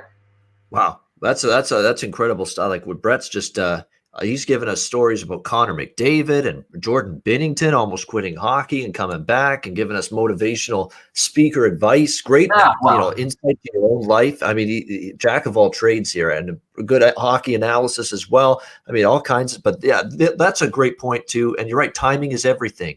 Why am I doing what I'm doing today as a sports bettor and handicapper? And I love it. The door opened for me at the right time. I was pissed off with what I was doing before. I wasn't getting kind of like Binnington. I wasn't advancing in software. I was not. Yeah. That's what I graduated from college for. And I loved sports. I was just starting to get into the betting side of things, 2010. And all of a sudden, the doors open. I know people in the business like Teddy Covers, Aaron Renning, who ran sportsmemo.com back then, that saw that I was given, good sports betting advice. My picks were solid. Winning percentage was good. Got that first shot. And I've never looked back, and I've enjoyed this job thoroughly. And I'm enjoying it now more than ever because of sports betting legalization, sweeping across North America, where now everybody wants sports betting content and talking about betting and people that know about it. Everybody wants their piece of this pie, and this industry is going to be $1 billion industry for the next 5 to 10 years. And now I'm just right on the precipice of that happening, and I'm going to be part of it. So I'm excited about my future, and it would never have happened if I didn't go for it, take a chance, go with what I wanted, go what was in my gut, in my heart. I did that, and I'm better in my life right now because of it. And that's the thing is, there's an ideology of what is success. Is success being able to show what you make on paper, or is success to be able to show who you've influenced and what you've done to influence others? Are you going to be remembered for somebody, where you screwed people over? Are you going to be remembered as somebody who went out of your way to better the lives of other people? And sometimes you have to think, is this because I just want to make a lot of money, or is this something that I will be content doing? Because they say, obviously, they've always said, you work a hobby, you feel like you're never working a day in your life. And and that's, I guess, what it's like to be a hockey player. Like, Yep. it doesn't feel like work for them. And so search out for that goal. Like, we don't all want to work 9 to 5. Like, I've worked 12-hour days virtually for the last 5 years, and I'm frankly done with it. Like, that's why I get stressed myself. You want to progress in life, and but you don't want to take up all your time. You want to be content with what you're doing and content with how you're impacting others. So finding that right spot might be a process, and it might take a long time, but you have to just be patient and wait for that to happen. So. Yeah, about Binnington, someone in the chat asking how old he is. He's 27 right now. So again, didn't get that opportunity till a little bit later on. And yeah, Binnington, great. Yarich has, this is funny. Jordan Binnington goes from wanting to quit hockey to telling the media, "Do I look nervous?" all in a couple months. That's great. You're right, because he had that quote. Yeah, do I look nervous? See what a change that can be. Unbelievable turnaround in his life and his career. No question about that. What a story that was. That Brett gave us there about Jordan Binnington. But back to Tampa Bay, Florida. One last thing I'll say, and then we'll get your thoughts, Brett, on this Sunshine State showdown. Obviously, adding Stamkos and Kucherov, and you've already got Point, Palat, Killorn, Tyler Johnson, who's usually a playoff performer, usually raises his game at playoff time, Blake Coleman, Barclay Goodrow. I mean, you've got a loaded forward group now with Stamkos and Kucherov back, but I don't think Florida is going to quake in their boots against Tampa. I give them a shot. Brett, what's your take here on Tampa Bay, Florida? Honestly, I'm taking Tampa. I'm taking Florida. Tampa, obviously the favorite. You hear anything Tampa, you're thinking they're the best player or best team in the league. But the part I worry about is if Tampa can get past this first round, I think they are the biggest contenders in the league. But we know that obviously coming off injury, you have a guy like Stamkos, Kucherov, and Victor Hedman, who's currently battling an injury. How are those lingering injuries going to progress? Because if Florida comes out with the guns that they have, and they bring it and they throw the body and they don't give those guys time to adjust, I don't see Tampa being a big threat. Vasilevsky, yes, we know he can win a series. The guy's, arguably the best goalie in the world. But health is the biggest part in the playoffs. You need to have a healthy team. You need to have a team that is adjusted to the systems. And with those guys being out so far, we know that Tampa can be successful without them. But they're going to be back in the lineup, and they might be taking on more than they can. Kucherov, such a dangerous guy, but he had the entire season off. What is he going to do? If he comes out hot and you let him get to the Kucherov we know, yeah, Tampa Bay is going to wipe through. You let, Steven Stamkos, who is my favorite player in the NHL, you let him go and you let him be 60-goal Steven Stamkos, the guy's unstoppable. But I think with even Barkov's his two-way defensive ability, and with Huberdeau playing the way he is, and just their overall demeanor in Florida, again, less pressure. Florida has never really been a big pressure dynasty, or I guess destination for anybody. You go to Florida and there's not many fans, and you're not having people hounding you in the media. And I see Florida coming out. They come out hot and they shut down those big guys early. Then it'll be hard for Tampa Bay to come back out of that. And though Tampa Bay comes in and plays the way they can, nobody's stopping them. Not a question. But in terms of health, Florida comes out and plays their game right away and does not give them that chance to adjust. I take Florida. There you go. Making the case for Florida. Brett Sontag, our special guest today, liking the Florida Panthers here in this series against Tampa Bay. That's arguably the one I'm most looking forward to. It should be a good one. It should be an exciting series. Again, I'll give my game-by-game thoughts, game one specifically, when we get to Monday or tomorrow on with this series. We'll give you my game one thoughts. Next series, Nashville, Carolina. Carolina minus 250 series price here in this one. Brett, I like Carolina. I just think they're too good. I've been riding this team this season. I love the fact that when I look at these two, look, Nashville, credit to them. I gave up on them. They have outperformed. you tell me how good they're going to do at the start of the year. They have outperformed immensely of what I thought their team was going to bring. Having a lot of their players, start of the year, I had a few of their players. Yeah, I was just going to throw this thing out here to you about these two game breakers. I trust Svechnikov, Aho, Teravainen, all of these guys. Trocheck's been amazing for Carolina. If he's healthy and ready to go, there's another weapon for them. Therefore, Jordan Stahl's been a great captain, and he's down the lineup. Jordan Stahl loves to hit. Like, that guy is just such a good playoff player. He sure is.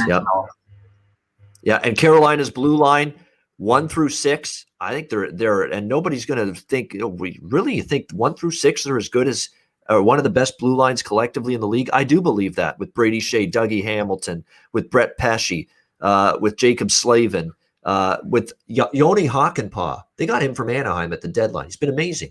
They get him, and he's just fit into that blue line, and he's been terrific.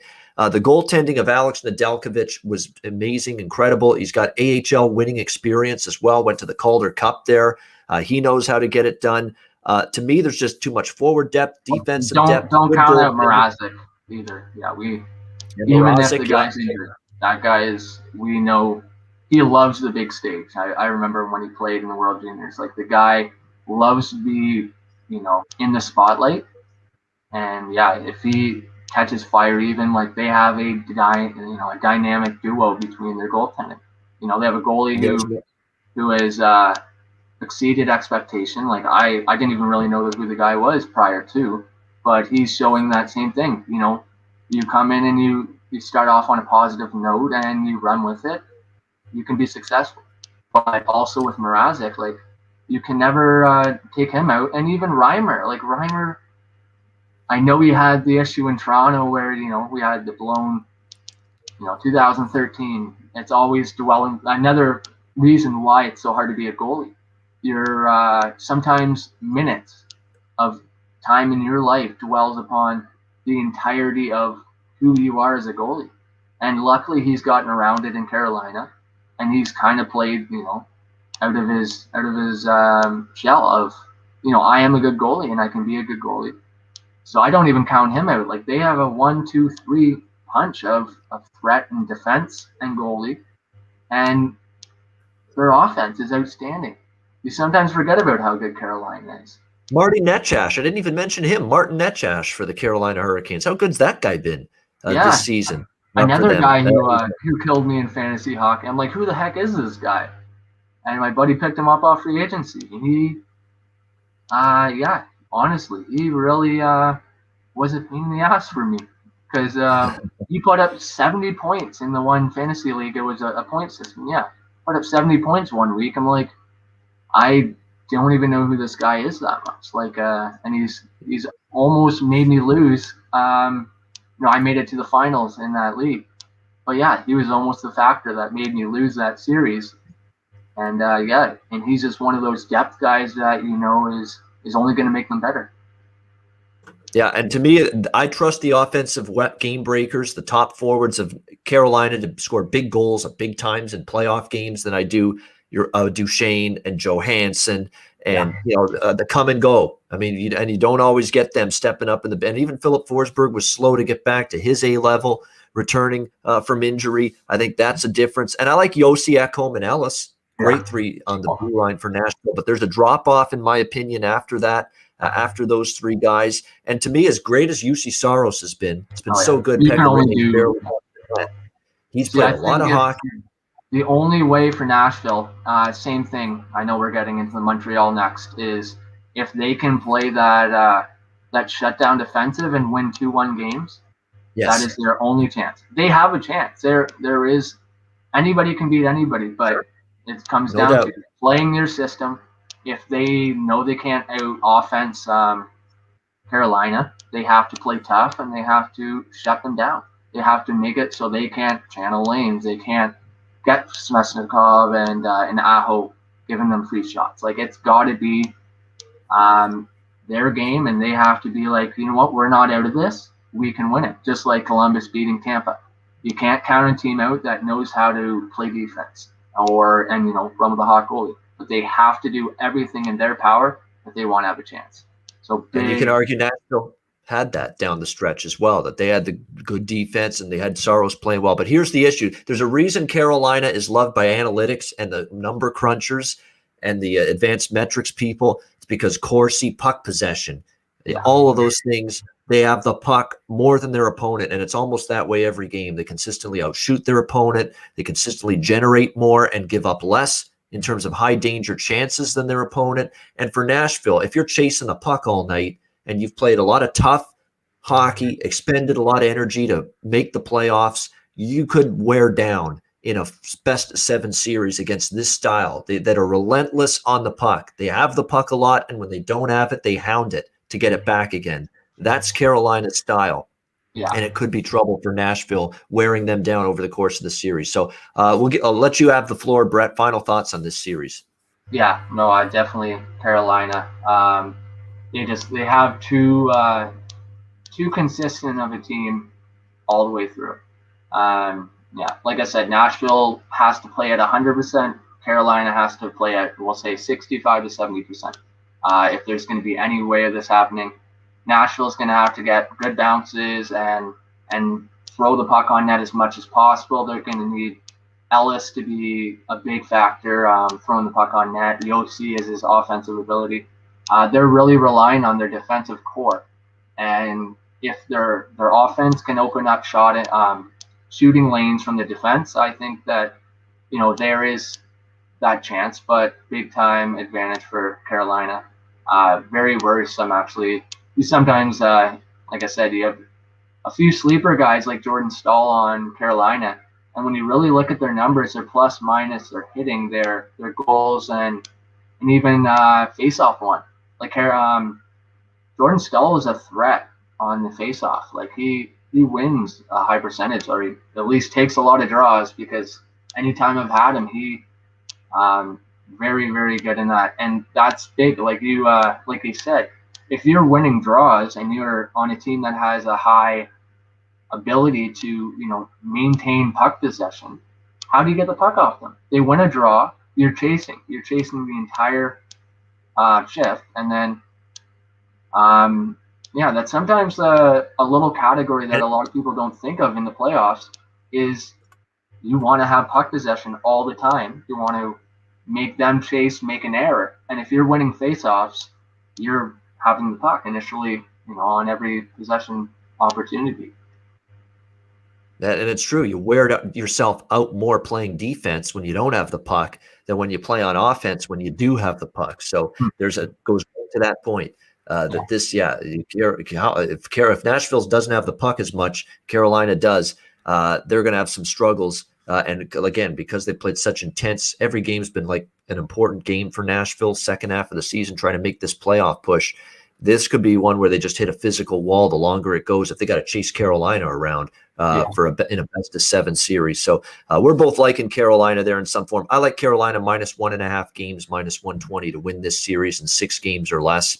Yeah, I'm thinking Carolina in 5, if we're being honest. I'm willing to give them 6, Nashville, in this series, because all I need is 4, 5, or 6 with the minus 1.5 spread on Carolina in terms of series. But I think I think Carolina will wrap it up before it gets to 7. St. Louis and Colorado. Obviously, Colorado is an enormous series favorite here. Their A game can beat anybody on any night. I would like the way it's the Kings. I get it when they clinched the division the other night, but it was domination. LA barely had the puck, barely for that entire game. Colorado's getting Burakovsky, Donskoy, depth forwards now starting to score again. Tyson Jost, what a night he had for Colorado. If they get those guys contributing to go with the big 3 of McKinnon, Landeskog, and Rantanen, this is dynamite waiting to happen with this hockey team. Their blue line, they're all puck movers. They're all mobile. They all skate like the wind. Byram, Makar, Graves, Gerard, go on down the list. I mean, Byram has been injured and they've still not skipped a beat. Eric Johnson's been a perennial strong veteran defenseman. Eric Johnson, you never can count him out. Devon Taves, what an acquisition, Brett. Devon Taves from the New York Islanders. He's been amazing. I had him in fantasy and he surprised the hell out of me. I had him, I had Gerard for a while. And it seems like just the positivity in that market is allowing for people to thrive. They know they have an amazing team and they're running with it. They're still not like hard on their team. Like they have a bad game. And that's why as a Leaf fan, I think we can sometimes be way too negative is you're allowed to have a bad game. The worst thing you can do is, go too much analysis on one bad game, implementing or what your future is. Do you draw on the past or do you look for the future? And I think that's where the Leafs can be too a little, emotional in certain circumstances. But Colorado has this skill. They don't have that same pressure, and they're allowing some of their weaker players that, like, I didn't even know a few of their. I knew Brandon Saad, but I didn't know a few of their depth guys, and they're putting up, extremely good numbers. So, they have, in my opinion, the best first line in the league, like the best five.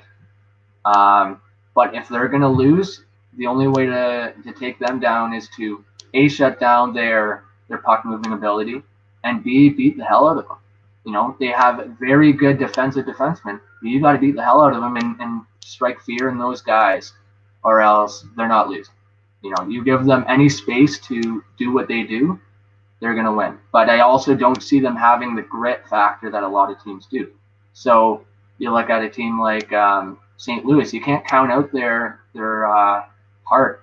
Like they won a championship recently, and they're going to be coming out strong and throwing the body. I don't like at all St. Louis winning the series, but I don't think they're going to give it up as easily as everyone would say. Like on paper, you see it, you're like, oh, well, Colorado's going to win in 4, because you almost have to be dumb to think any differently than that. But just due to the path of or the past that St. Louis has, they show that they can take them to 6, they can take them to 7. You never know with St. Louis. That's why Stanley Cup winners, a lot of them. Torrey Krug, even. With now that he's with St. Louis, he's got a lot of playoff experience. O'Reilly's already guaranteeing they're going to win. He said it the other day in a quote, and that's a former and he's not the kind of guy to usually do that. No. Say to the public that, hey, we're going to win this series. He's usually a pretty good. He's quiet. He goes about his business. He's a great player, a great leader, but he goes about his business on the ice. For Ryan O'Reilly, especially against a team that he probably has a lot of fondness for, played for, Colorado, to go out there and guarantee a series win, that's telling that maybe this St. Louis team has way more belief and maybe has much more of a matchup possibility to make this an interesting series than a lot of people think. Yeah, hockey's always interesting because you look at certain teams, like you match them up, and there's so many teams that might have the best offensive ability among any team in the league, but they go against a shutdown system that in the playoffs they get them off their game. They, like I said, beat the hell out of them.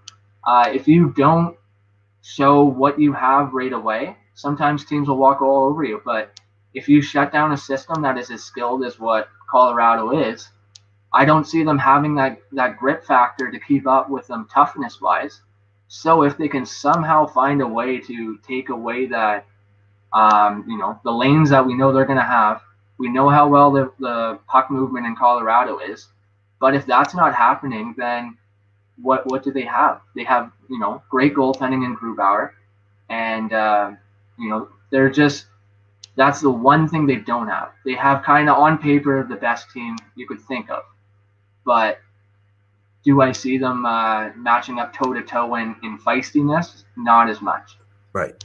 I would agree with that for sure. Colorado, I think I actually bet 4-2 in this series because I gave the Blues a couple of games, 4-2. Thinking at least Colorado. a 6. I'm thinking a 6. Yeah, exactly. And the thing with Colorado is that their blue line, you want to know why they're exciting? They have blue liners that always are pinching, can jump into the play. Yeah. Why can they do that? Why can they afford to do that? Because they skate like incredibly well and can get back in transition and still get back and be in good position against a potential odd man rush or a man advantage situation the other way.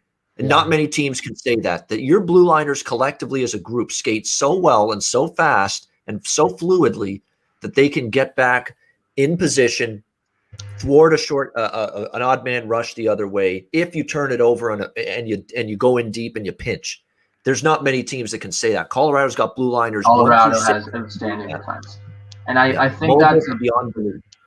That's a big part of what I mean by the, beat the hell out of your opponent.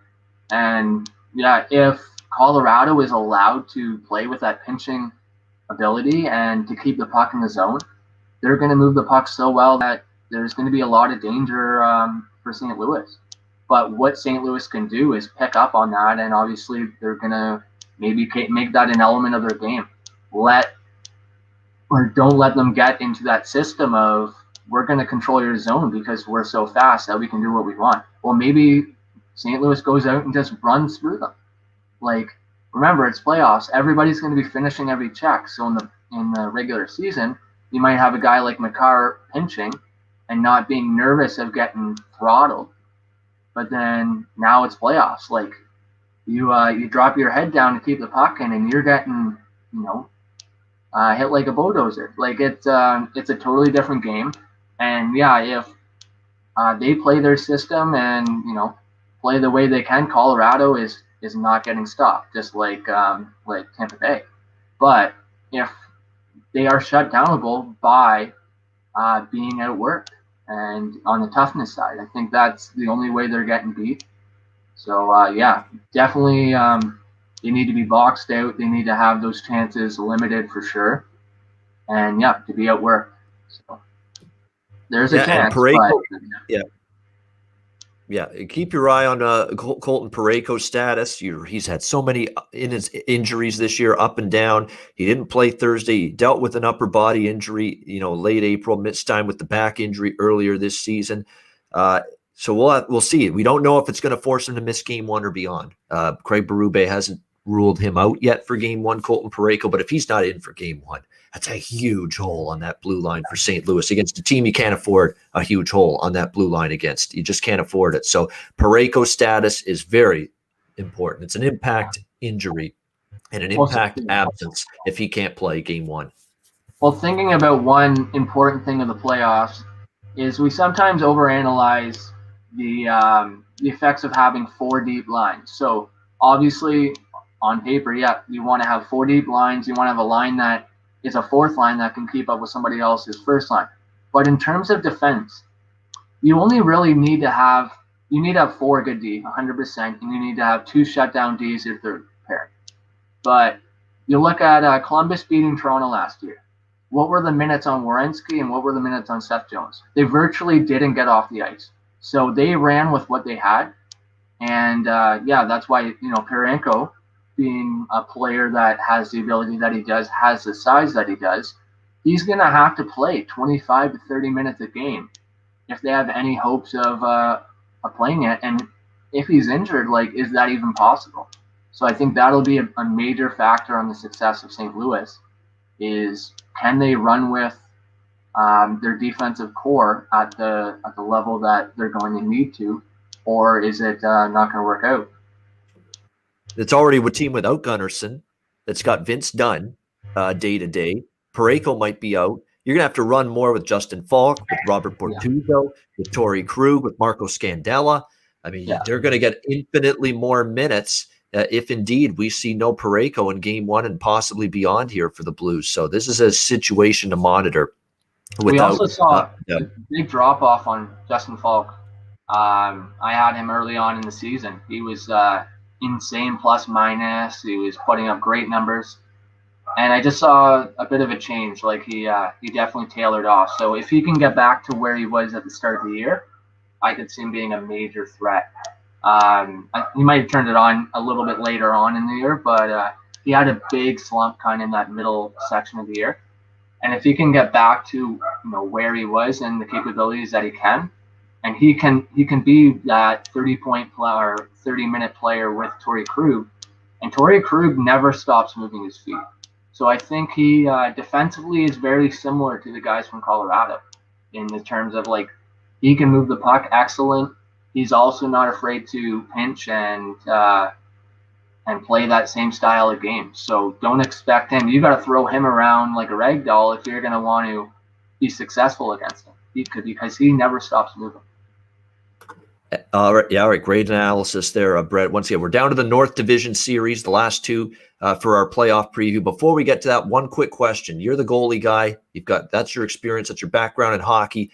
Philip Grubauer, are you a believer? Because I still hear people saying, I don't know about that Grubauer guy. He's going to have to show it to me. With what you see, with what you've seen to this point, Philip Grubauer, you believe in him maybe taking Colorado to a Stanley Cup? You think he can do it? I think he can do it 100%. I look at him, and he, going into the year, I actually I took their backup, Francouz or whatever. I took him over Grubauer.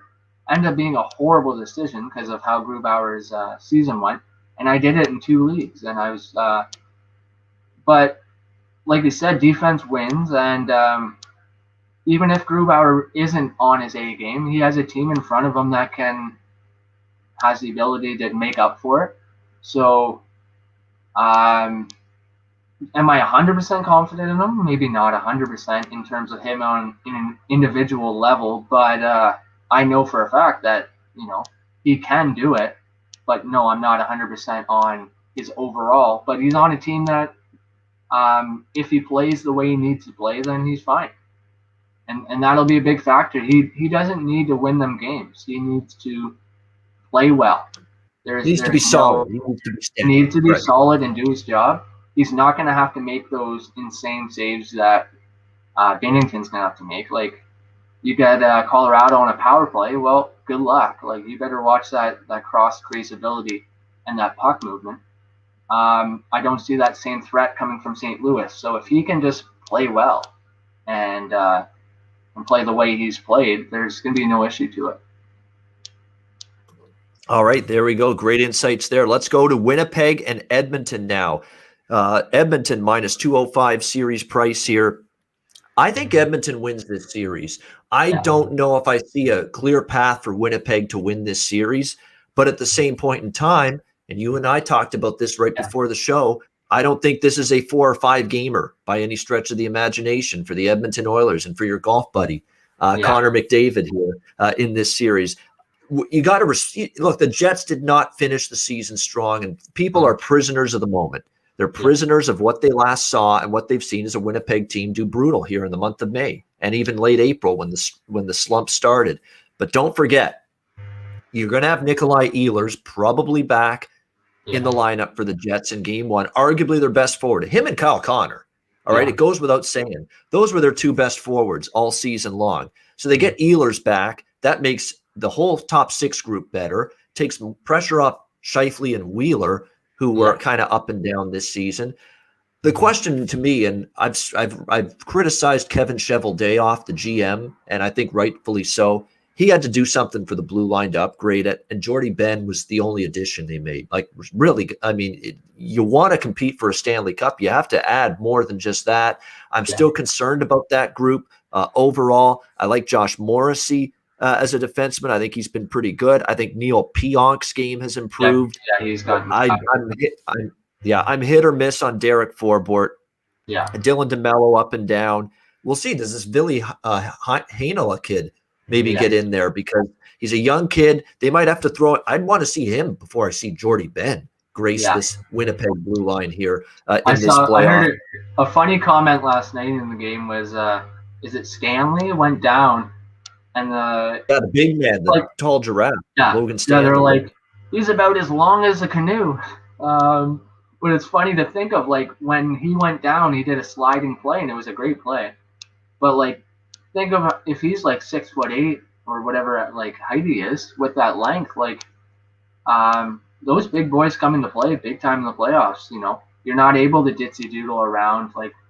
You look at an older guy like Zdeno Chara, just that size presence can be a big part, because you're not even needing to use your size much. You don't have to push a guy when you outweigh a guy by 80 pounds. You don't have to get close to him if your reach is as long as it is. So I think he could be a big factor too.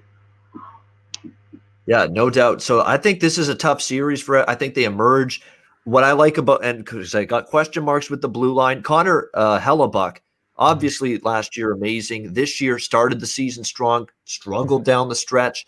I didn't look. I know it's just one game, and it was the regular season finale. I didn't love the first goal the Leafs scored against Connor Hellebuck last night. I thought that was a save he should have made. So there's a little worried about Hellebuck. I think he'll be fine, but again, just didn't like where his game was at down the stretch. For the Oilers, what I like is it's not just for the longest time, McDavid, Draisaitl, and Nugent Hopkins. Who else can step up and help these three guys out offensively? We know Zach Cashin's going to be there always. Like, he's always going to, whether, like I said earlier, with the presence of being a player or a scorer, he might not put up any goals. Will he play in the first round? Question. That's because he's been out for a while, but he might. We'll see.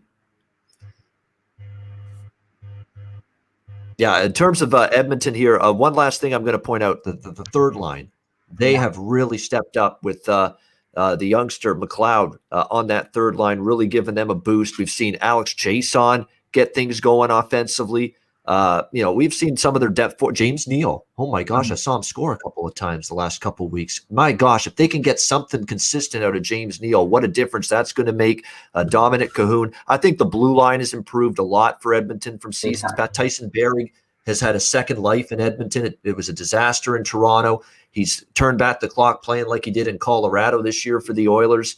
Adam Larson's healthy and playing his best hockey, while Darnell Nurse, Hamilton proud indeed. Hamilton, Ontario's own Darnell Nurse. What a season for him. Offensively, he's been great in his own zone.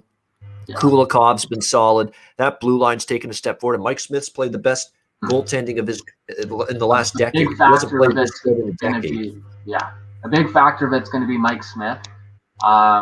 When I watch Mike Smith, crazy playing ability, like puck playing ability among a small percentage in the NHL.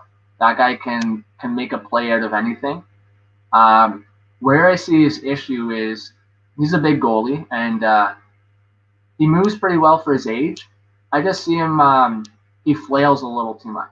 Like he makes huge saves, but he throws himself out. Like he'll come up with a massive save, but I don't see his rebound control and ability.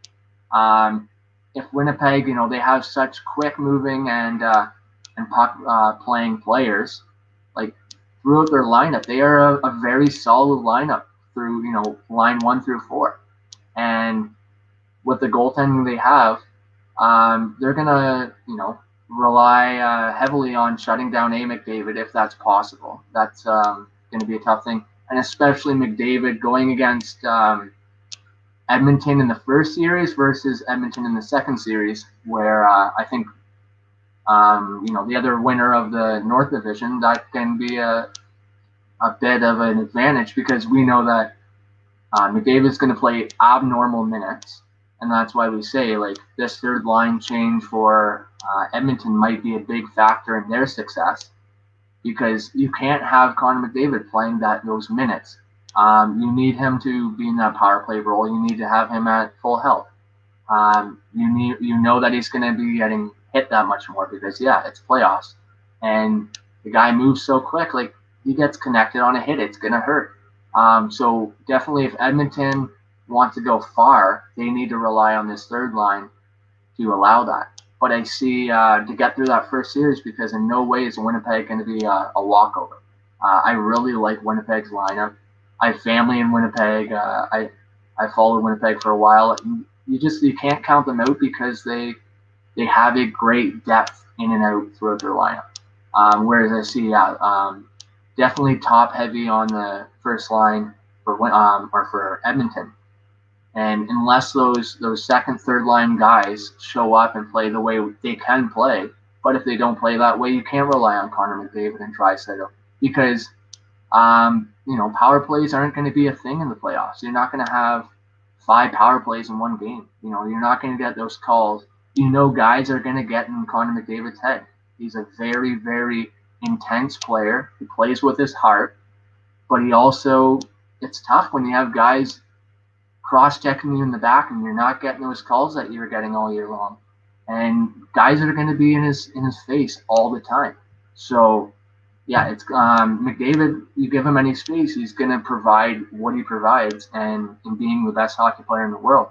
But, if they don't provide that secondary support, well, Winnipeg just goes, well, let's just play shut down the first line, make sure that we're shutting down the opportunities of Darnell Nurse because we know his offensive ability is exemplary.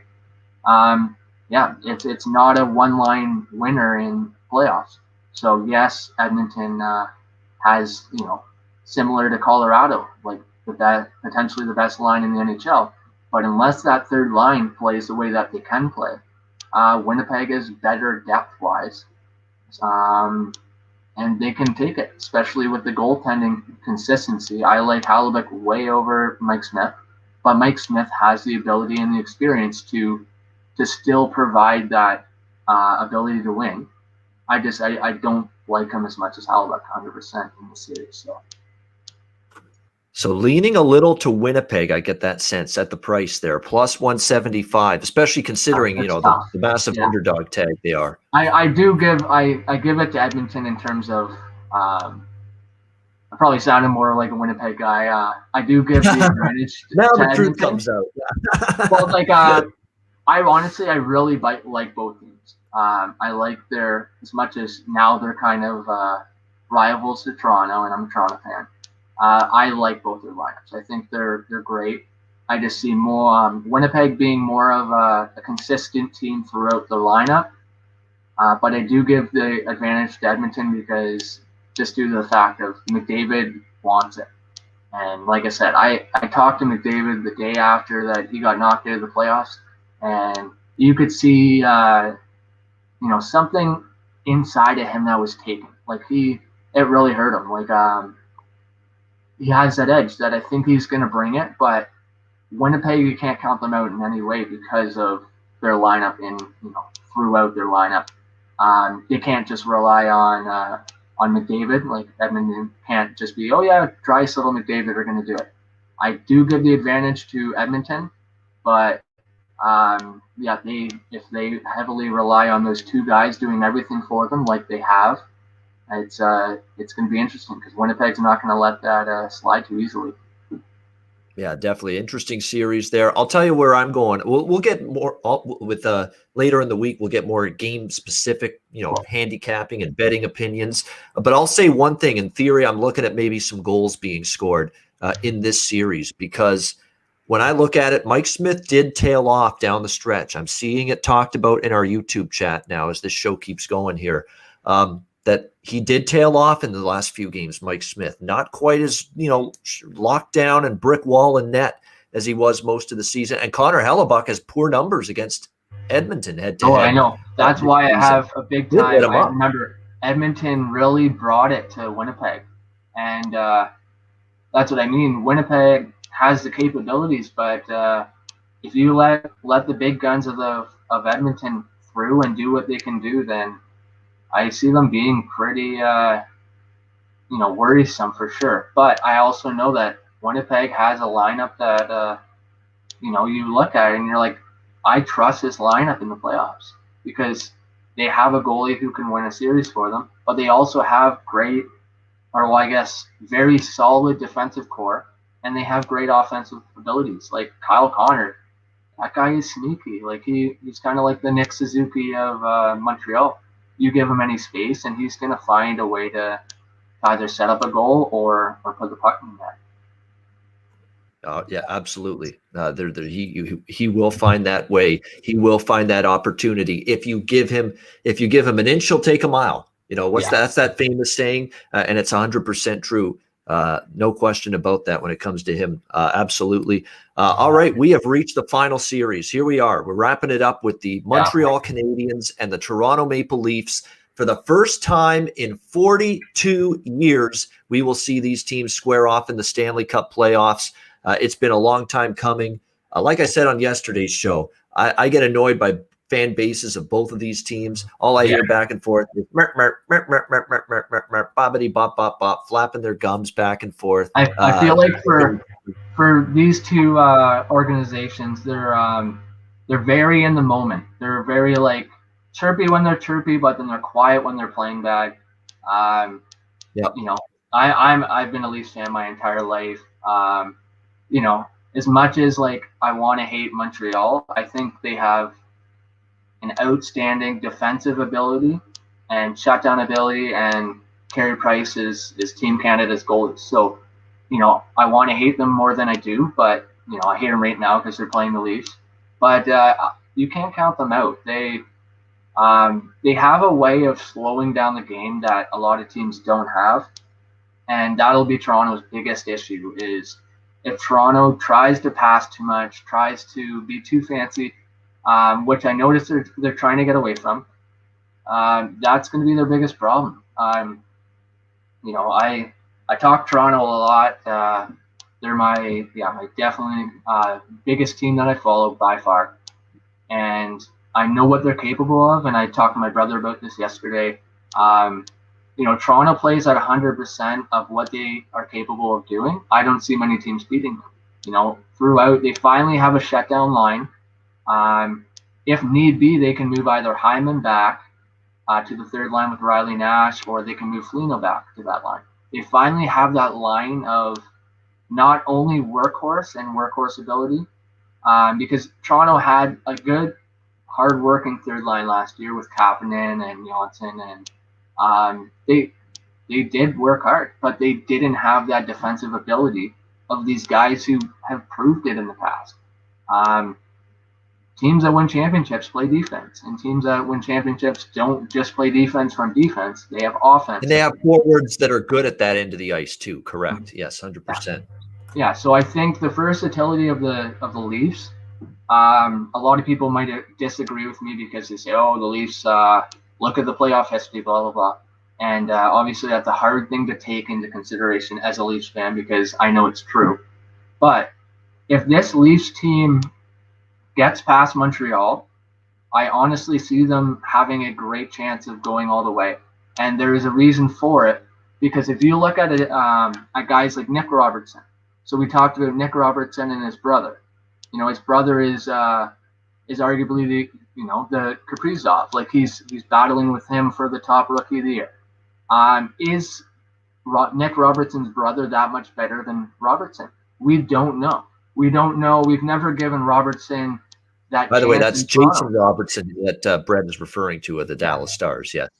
So, is he that much worse than his brother? His brother is in a market where he has been given, such a big opportunity, but we have Robertson not even on the playoff lineup. You have a guy like Pierre Engvall battling it out. He's scoring like every, 2 of every 3 games he gets thrown in. He's throwing in goals. Like people are seeing he's in the lineup and they're going, well, I think Pierre Engvall is going to score. Like a lot of the Toronto analysts I see, they have a lot of trust in Pierre Engvall. Well, he's not even in the lineup. You have Alex Galchenyuk. I'm a huge fan of him. I always have been. And I'm glad that he's finally got a second coming in Toronto. Just his size, his presence, his hard-working ability. The guy's got not an Austin Matthews shot, but he has a hard shot. He's not afraid to pass the puck. He's not afraid to be put in any role. That guy just wants to play hockey, and he wants to have the opportunity that Toronto has given him.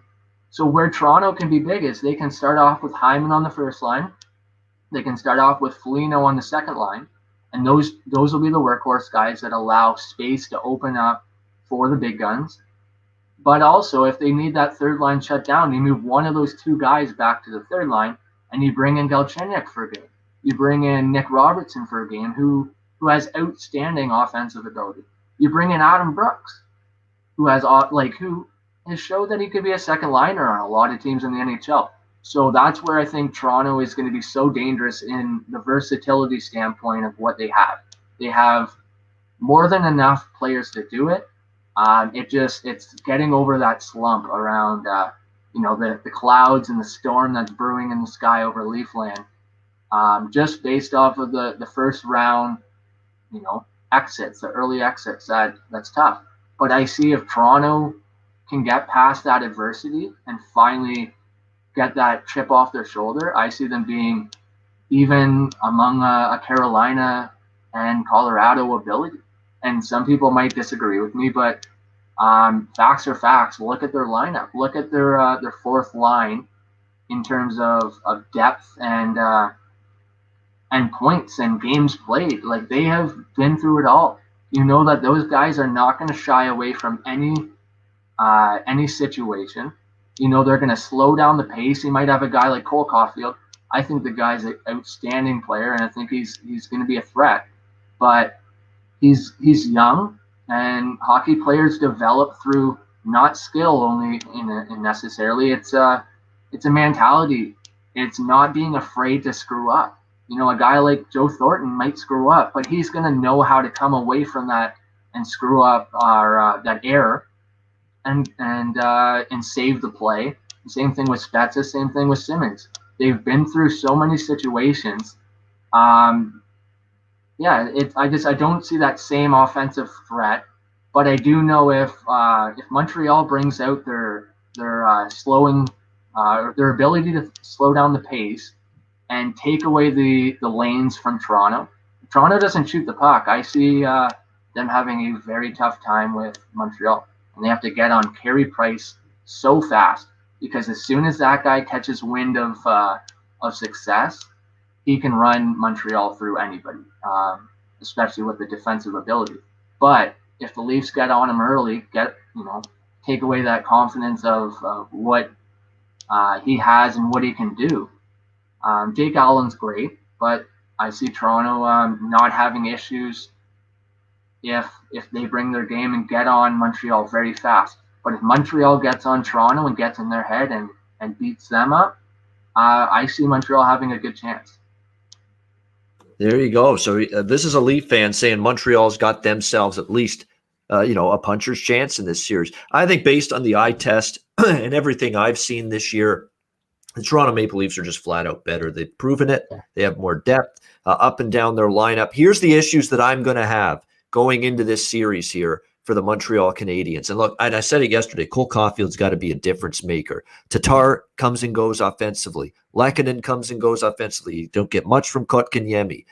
Nick Suzuki's played better lately, but still, can he do it in the playoffs? No question. The question marks there. You miss Gallagher. He's the one guy that goes to the front of the net, gets his nose dirty, goes to the blue paint, goes to the crease, takes a beating, and goes to the tough areas of the ice to score goals. If you don't have him back, that's an issue. Shea Weber. I know Montreal fans are frustrated with the defensive blunders he's had. He's not the Shea Weber of old. But in the playoffs, he can slow the pace down in the game. Still want him. You've got these insane, batshit crazy, Brett, some of these Habs fans that I know saying, I hope Weber doesn't come back in the playoffs. What are you talking about? I know he's had a tough year. He's had some giveaways. He maybe doesn't skate quite as well as he did 5 years ago. He's had injuries that probably hurt him in that regard. And yes, he's had some giveaways and miscues in his own zone that we didn't see from him 5 years ago. But for playoff experience alone and playoff situations that he's been a part of forever, you're going to tell me with a straight face you don't want him to be part of your team and your lineup in these playoffs? I can't still arguably a candidate for Team Canada. I mean, how old is he? He's 32, something like that. Like, he's around the same age as Crosby. And no, he doesn't have the speed, but like his just 35 is 35. Yeah. So he has a certain playing ability that you want in the playoffs. Like, who cares if you have a guy who's super skilled and this and this? If they don't show up and play the way they can, then whatever. But we know that even if Shea Weber's not as defensively sound as he used to be, he's going to be tough. He's going to hit you. He's going to be in your face. He's not afraid to play tough. He's going to be the guy down low that is throwing guys around. So whether he gives the puck away, he's going to be a fear for Toronto. You need to have guys who are throwing your Simmons around and your Folignos around, and because Toronto now has that. Toronto didn't have that before, where they had this tough presence. So why would you not want a guy who can score from the blue line on any slap shot? People are scared to get in front of the slap shots. He's going to hurt people, like, if you get in front of those slap shots. So you want that in the playoffs, and you want his just overall toughness. You want his overall captain ability. He is an excellent captain. He's somebody who I would never not want on my team. Even as a Leaf, like, I would kill to get him on. You throw him on the Leafs are now like a for sure NHL contender, because you have that's kind of what the Leafs are lacking, is that Jake Muzzin is showing more capabilities of Shea Weber type of player, but he's not Shea Weber. He doesn't have the same presence. He's close and he's getting there, but you can never go wrong with having a Shea Weber in your lineup. He's a grit factor that is so amazing. Yeah, so there's, like I say, there are question marks and concerns I have for Montreal, and I look at their lineup. I believe in Toffoli. I have no questions about him. He'll be good. He'll be great in the playoffs for them. Josh Anderson, and I'm not just saying that because he's from Burlington, right near where I am in Hamilton. He is going to be, he'll be fine. He's a playoff guy. He is exactly what I want on my team in the playoffs. Again, hopefully they have Gallagher back. Price looks like Dominic Ducharme saying he's ready for game one. Here's my biggest fear. Philip Deneau, forget about his offense. We know he didn't score goals and chip in points offensively like he did, but he's an unbelievably good defensive forward, defensive center, and he is still the best defensive forward that they could have put against this Toronto team. And if he doesn't come back, and it is still unknown if Philip Deneau is going to be ready for this series and for game one, who the hell do you put on the Austin Matthews line if you're Dominic Ducharme against him? Who the hell are you going to trust? Because I don't know if I can trust anybody else. Kotkaniemi's not doing it. I'm sorry. No way. He's not matching up against Matthews. No way in hell is that happening. If you put Suzuki on there, yeah, but you want his offense. If he's got to check Matthews all over the place, I can't see Matthews that being a match. I'm sorry, Matthews is what, 6'3", 220? I don't think. That's where I think a lot of danger is going to happen for Montreal, because Montreal's offense, though they do have some really cool, skilled puck-moving forwards, Nick Suzuki's not a very big guy. So if he's that heavily relied on offensively, it's going to be tough on him, because he knows that he's going to be getting hit that much harder. And that's why I think the reliance on Josh Anderson is going to be huge, because actually, it was really funny. So Ben Hutton absolutely obliterated Josh Anderson. And Josh Anderson doesn't get knocked over often. He's a tough workhorse, like exactly what you want in the playoffs. But what an ad with him. I think having him in and out of the lineup will be huge for the Leafs, because that's just another guy who you run into him and he's sending you flying. You don't go in with head up and with the expectation that you're going to get hit. He's going to hit you hard. So I love the ability of having Rasmus Sandin. Having him on the third line for the Leafs is huge, because being an offensive specialist that he is and an amazing puck mover. One thing that's really interesting is if you have him on, say, the first power play line for the Leafs, you're now giving Morgan Rielly more time to focus on 5-on-5 play, which we know Morgan Rielly can be one of the best in the NHL at 5-on-5. But we have to have him at full health and full energy. So you have a guy, I don't know if he would like getting taken off the first power play, but you have an ability to have a guy come in and take off the workload and allow him and Brody to play potentially 30 minutes a game in 5-on-5, which is huge. Like, those two players can be excellent. But yeah, Toronto didn't really overall, they didn't have that last year. They had Sandin there, but he was less experienced. He did great in the playoffs last year, in my opinion. But you throw him in with the experience and puck moving ability that he's had this year, and as long as he's shooting the puck and he's not nervous, that's a big thing to have as a third line defenseman. Even if he comes in and the Leafs run 7 deep and you have Sandin play limited minutes and focus on the power play, now you have all those 6 defense coming in at full 5-on-5. They have no other stress. They just know they have to win 5-on-5. They have to play tough. I think that's a huge factor that a lot of teams don't have, is a 7th defenseman that can be a first-line power play. Yeah, and the depth is insane. It's crazy. It's crazy to me. Like that tells you with the Leaf depth situation that we are seeing Pierre Engvall with his last chance down the stretch of the regular season to show what he can do and try to crack this lineup and in the eyes of Sheldon Keefe, that we're talking about Pierre Engvall doing what he's done down the stretch, and he may not be in the lineup in game one. Yeah. That's a sick level of depth up front. I just look at there's guys. And the blue line as well, for that matter. And even Timothy Lindgren, like he's playing the way the Leafs kind of wanted him to play. They're able to throw him in, and he's not really a liability out there. And one thing I look towards last year versus this year is the Leafs had a couple injuries and in that playoff series that killed them. You know, they had to bring in who's like the ninth defenseman for the Leafs. I always forget his name. He's like 6'8". He's not very good. Was it? I'm trying to think. I'm thinking Borgman, but that was a few years ago. No. No. Somebody in the chat will know. I'm blanking on his name. He's one of those guys that he you know he'll just play the role, like he'll play whenever. I don't even think Marinson, yeah. So Marinson hasn't played a whole lot this year, and he had to play a lot in the playoffs last year. And I honestly feel bad for the guy, but I think you're better without him on your blue line this year, going into this year's playoffs. Yeah. That's for sure.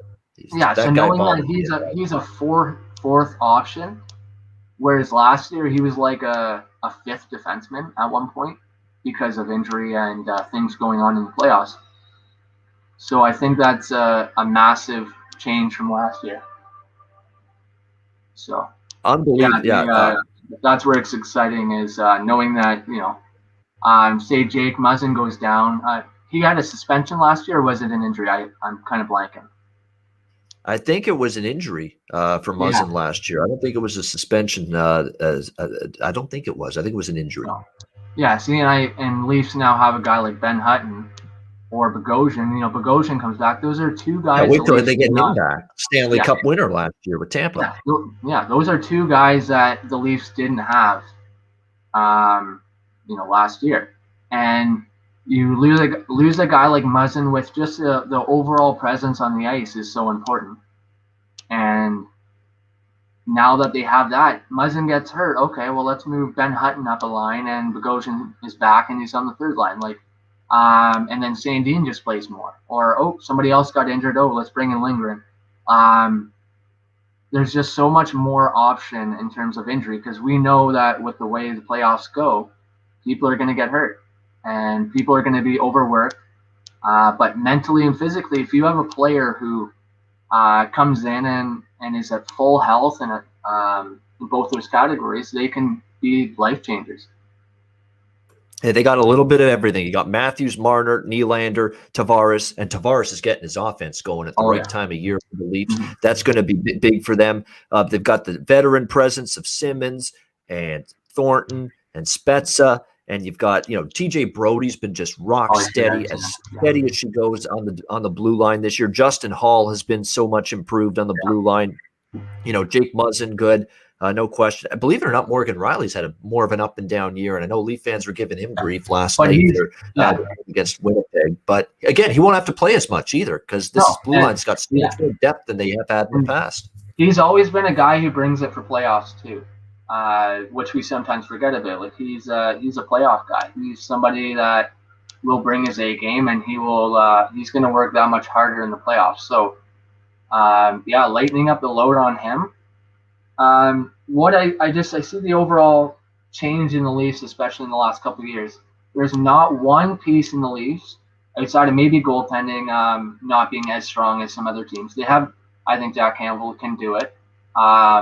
Does he? We don't know because of lack of experience compared to other goalies. But there is no piece of the Toronto lineup that I worry about. I don't go, oh shoot, our sixth defenseman's trash. No. Our eighth defenseman's solid. You know what I mean? And I look on offense like, our fourth line, though they're older, like they were a first line in a lot of teams 5 years ago. And there's no weakness to the team. And that's why I'm so excited for the Leafs, being a Leafs fan. Do I think they're unstoppable? Not a chance. I think that Montreal has a chance if they play their game. And if Carey Price plays out of his shoes like we know he can, I don't count Montreal for a second out. But I think if Toronto plays to their system and plays to their ability, I also don't think that Montreal stands a chance. So it's all circumstantial in this series around who plays their system best, because that ultimately is going to be the factor that comes into play the most. Yeah, very well said. Great insight there with the Leafs and the Habs. One last point I'll make, and if I'm Montreal, look, if Toronto plays their A or B game, they're winning the series, period, no matter what Montreal does. But if I'm Montreal and I'm Dominic Ducharme, I am getting this team revved up to every extent that I possibly can by showing them all the press clippings, the videos on social media about nobody picking Montreal in this series. Say nobody thinks you could win. Nobody's giving you a shot. And look, Montreal, nobody gave them a shot against Pittsburgh in the bubble in the first round last year. They said, they only got in the playoffs, Montreal, because of the expanded playoff format for the bubble and 22 teams getting in. They had no business being in the playoffs. Well, all Montreal did was beat Sidney Crosby and the Pittsburgh Penguins in that first playoff series. They lost to Philly after that, but they got the first round series. And look, if you're Montreal and you're Ducharme and the coaching staff, you tell them, jump on these guys. Don't let them dictate the play. Don't let them bring the game to you. You bring it to them. You score that first goal in game one. You go up 2-0 and you put pressure on this team. See if they can't grip their sticks tighter for a team that hasn't won a playoff series in 17 years. Pat Quinn, folks. Pat Quinn was the head coach of the Toronto Maple Leafs. Rest in peace to him. The last time they won a playoff series, 17 years ago in 2004. You make this team doubt themselves if you're Montreal. And the way you do that is you come out strong. You put them, on the flat foot. You get that first goal. You plant that seed of doubt. And boy, if they do that and they go up in game one, and dare I say it, steal game one, man alive, it's going to have Toronto thinking. It's going to have Toronto maybe pressing a little bit, gripping this, trying to make that perfect play, trying to do things that they don't do when things are just going nicely and swimmingly for them. That is the element that scares you, because again, this is a franchise that time and time again, and look, this core with Matthews and Marner and company, Brett, they haven't proven they can win a first round. Like people in the Leaf Nation early in the season, they're playing in the Stanley Cup parade. Could you win a first round series first? Is that asking a lot? We know they can win a first round. It's whether you do it or not. And it's going to be so interesting because Montreal, if Montreal comes out of the gate with everything they have, I think the series will dictate based off of them. I don't think the series will dictate off of Toronto as much. Toronto has so much ability to score that if they have space, they're going to score no matter what. Like, you give Austin Matthews those chances, you give a lot of their players the space to do it, they're going to score.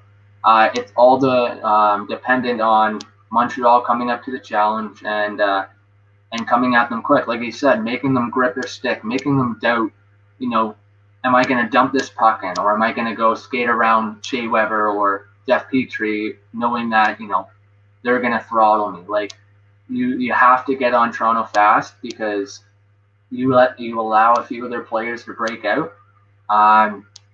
They get anywhere in a scoring chance, they're scoring, and it's inevitable.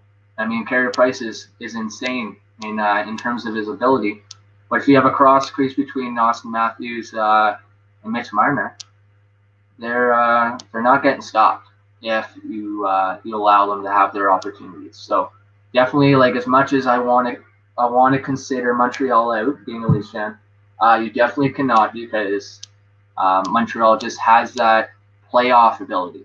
They might not have the regular season in terms of depth of overall team and everything, but they have a lineup that you want in the playoffs. They have a couple big guys like Josh Anderson, and if Gallagher's back, he's kind of like the Brad Marchand of Montreal. Yeah, you love the guy if you love him, you hate him if you hate him.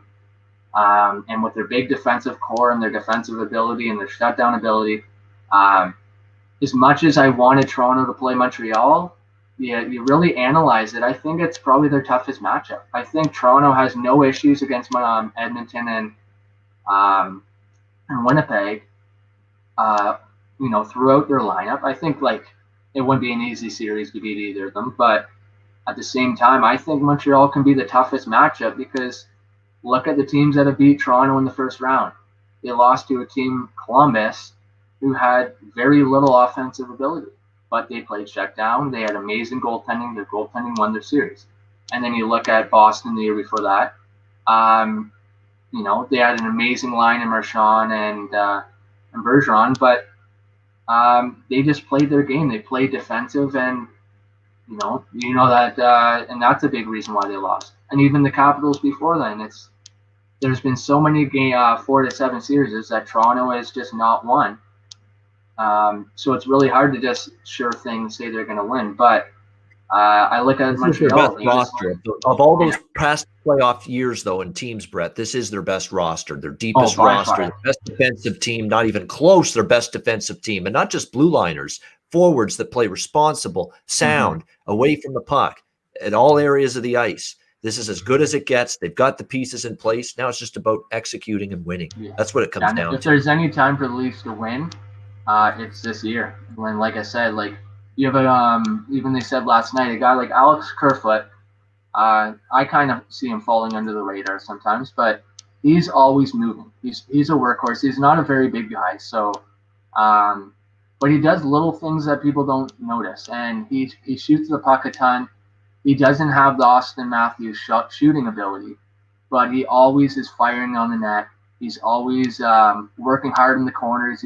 He's kind of got a little bit of a Johnny Gaudreau feel to him in terms of getting the puck past the blue line. He's always moving below the goal line, opening up opportunities.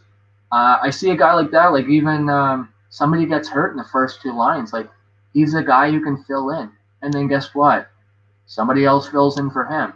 And then, the older guys are overworked. Well, Adam Brooks is going in. And, Galchenyuk.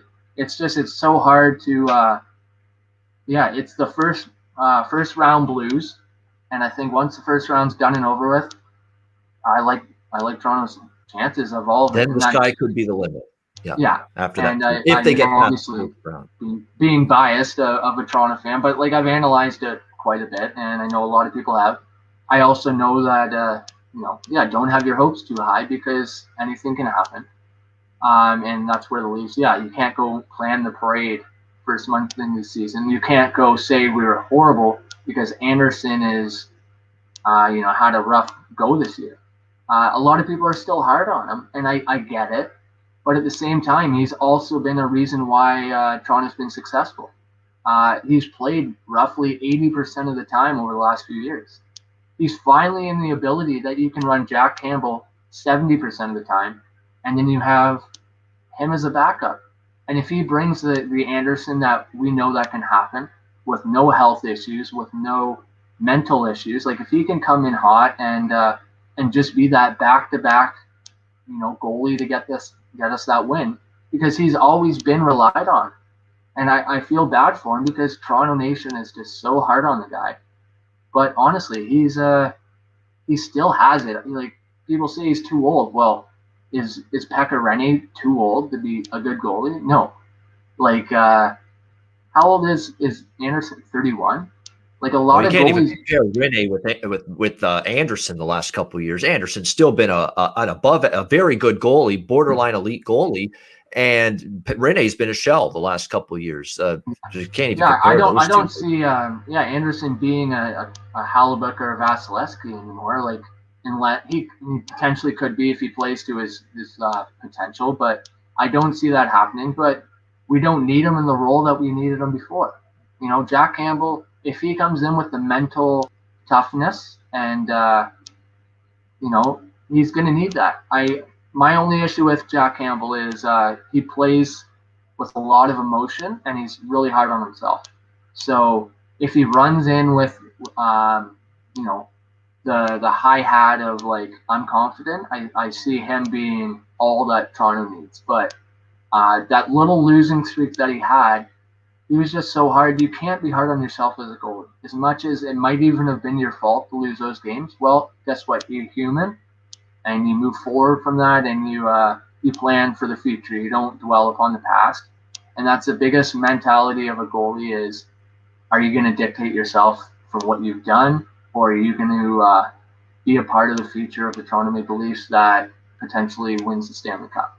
It has to come down to that mindset, and wipe clean of whatever negative thoughts you have in your head. And as soon as those are gone, you play the way you can play. I don't see him having an issue. And we didn't mention, and we'll wrap it up on this note, that Zach Hyman, the Swiss Army knife of the Toronto Maple Leafs up front, should be back for this series, if not game one, at least at some point in this series. And you talk about a player that's fun to watch and is just so damn important. He hounds the puck consistently, a dog on a bone. They always say that about Zach Hyman, and it's true. His work ethic is incredible. He's absolutely, it's not even a debate, one of the best penalty killing forwards in the NHL. He is just ridiculously good. Stick position, body position, awareness, just the ability. It's almost like he scouts the opposing team's power play before every game begins and knows where the puck's going. Like, he reads and dissects the play extremely well. He skates well. He's a threat shorthanded to score, and he's going to be back at some point. And there's just another huge boost for the Leafs having Zach Hyman back. He's been at an incredible season for the Leafs. And I'll leave you with one last word, Brett, before we wrap up this series. This will be the end of the show as well. Your thoughts on Jack Campbell? You believe in him, and if he struggles, I'll ask you that first. That's the first one. Do you believe in Jack Campbell and him playing well in the playoffs? And if he struggles, how short of a leash is it on him? And obviously, you've got Anderson waiting in the wings now, and you got David Riddick too, if you want to go even deeper into the goalie depth chart. But are you buying Jack Campbell? We know he's been a great regular season goalie this year for the Leafs. Can he do it in the playoffs? I am buying in on him. I think buying Jack Campbell stock, says Brett Sontag. There you go. I have a lot of faith in the guy. And I know that having him in net, there's something about his presence. His team's going to work harder for him. I think that's one area where Anderson had issues, is they kind of became too reliant on him doing it. But the Leafs play defensively differently when Jack Campbell's in net. It's like the positivity. Every time he makes a save, he's hitting somebody on the shin pad. Every time, something good happens, he's always positive. He's always interacting with his team. And that goes a long way. That makes your team want you to be successful.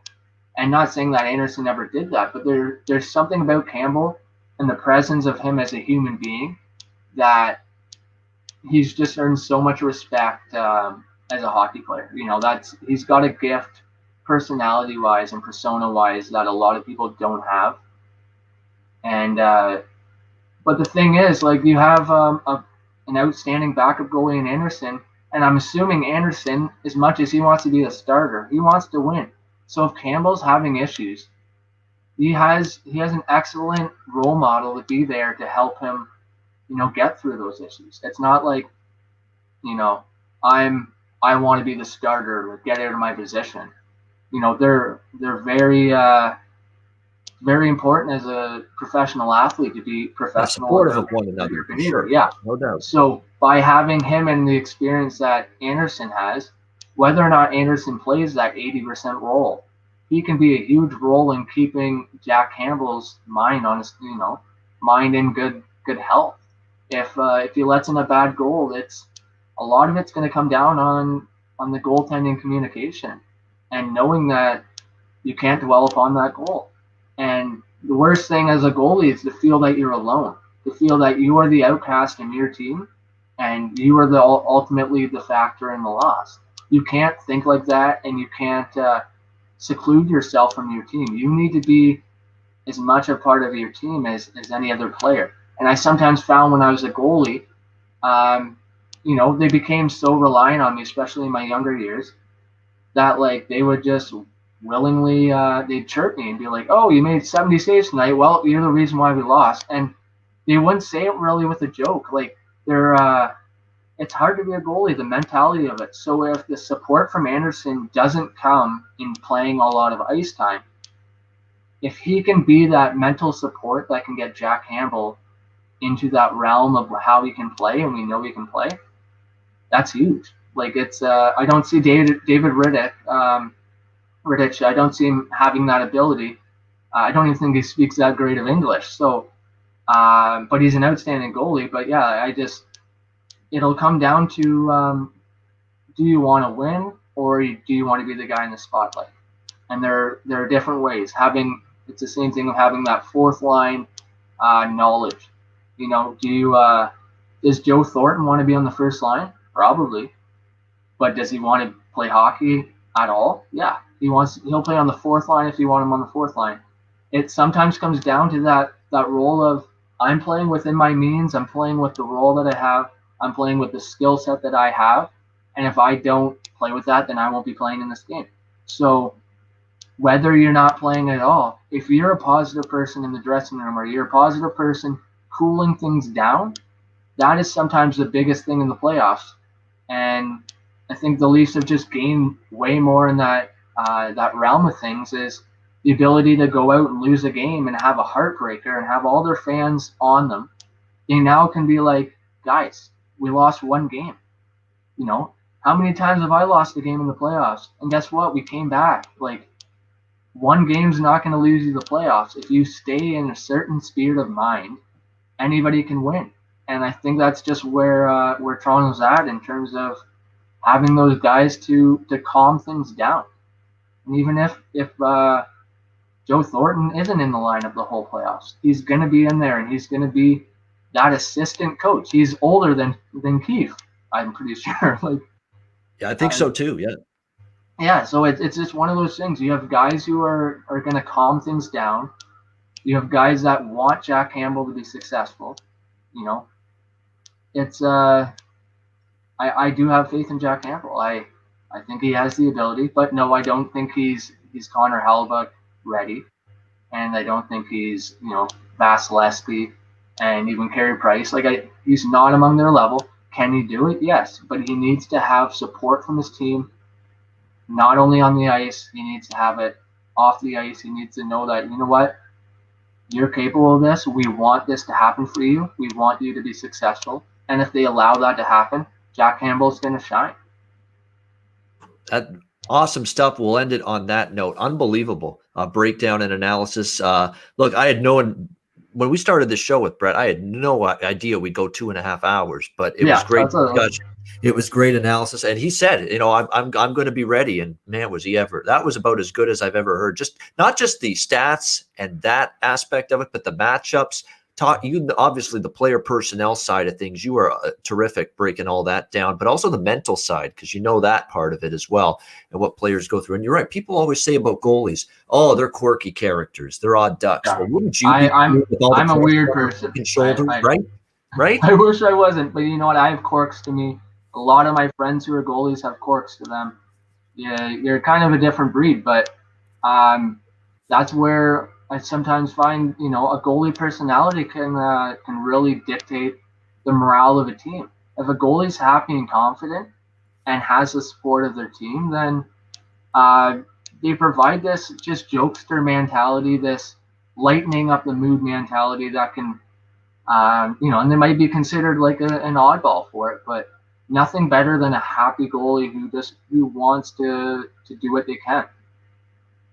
Yeah, there's no question. The goalie is it's like the quarterback. I've always said that. It's like the starting pitcher in baseball, the point guard in the NBA, the starting quarterback in the football. That's how important the goaltender is in the NHL. And obviously, Jack Campbell and potentially a returning, very much, not potentially, he is expected to be back, Carey Price.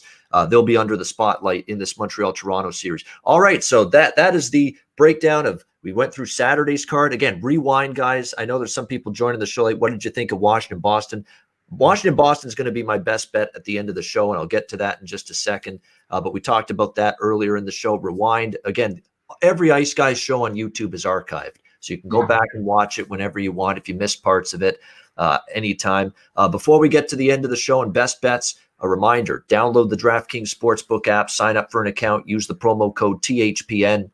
Great time of year. NHL Stanley Cup playoffs begin today. The NBA playoffs as well start this week. Baseball daily. Sign up for a DraftKings Sportsbook account. Download the app. When you do and you sign up, you'll get a deposit bonus, weekly specials, and incentives. So download the DraftKings Sportsbook app. Sign up for that account. Use the promo code THPN.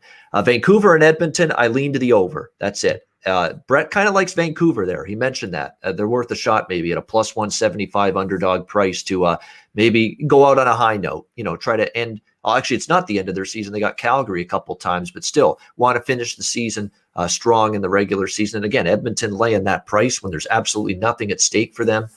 So he leans Vancouver. I lean to the over. As far as best bets go, Brett, we'll start with you as our special guest. Thanks a lot for doing this. Thanks for joining us. Awesome with the insight. We'll have you back again for sure on the show later on during the playoffs. Best bet or best pick, whatever you want. It could be a series pick. You could pick something in one of the games taking place today. And also give us your Stanley Cup champion. I've got Colorado, Carolina, Stanley Cup final with Colorado being the champion. So best bet and as well your Stanley Cup final and your champion.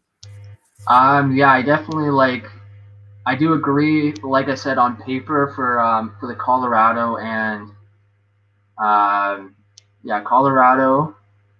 I'm trying to think, the Canes, on paper they're the two best teams, but I don't see, like I said, with Colorado earlier, they don't have that grit factor, and it's all going to come dependent on their opponent. So yeah, I'm definitely thinking Canes, as much as I want to think Boston's going to make it on.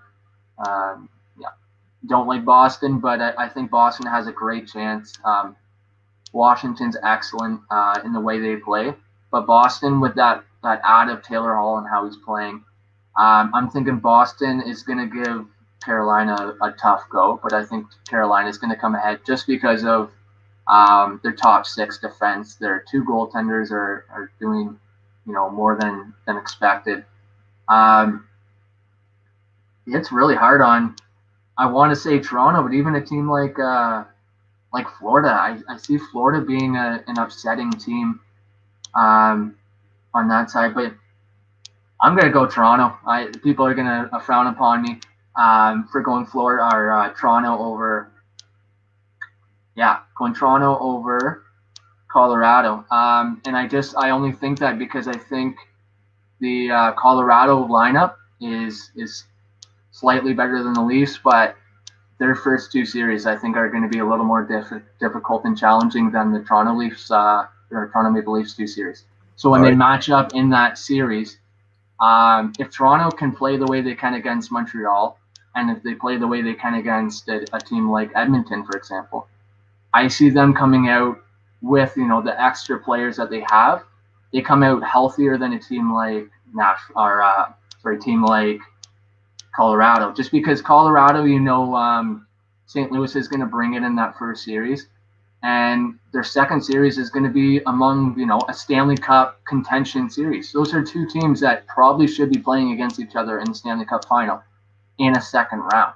So that's where I think it really differentiates. Is they're going to come out of that series, a mentally drained, physically drained.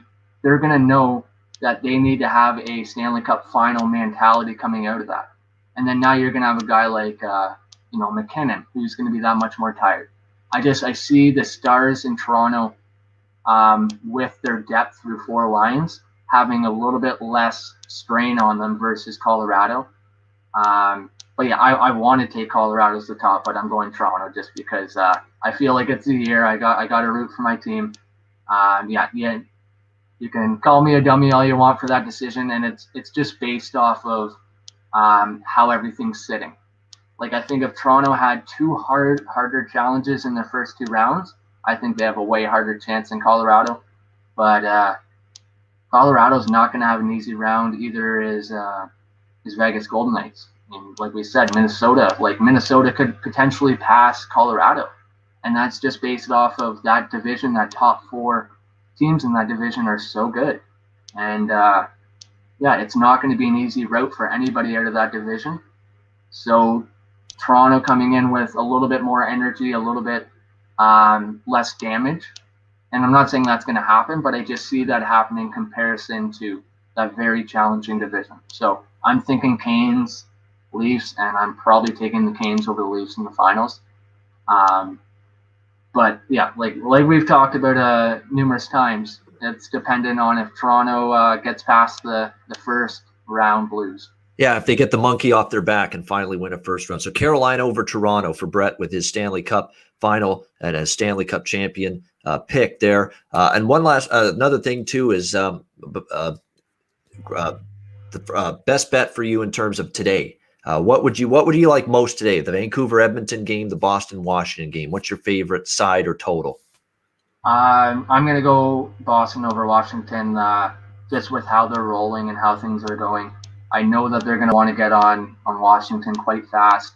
I don't see too many penalties being called in the first game.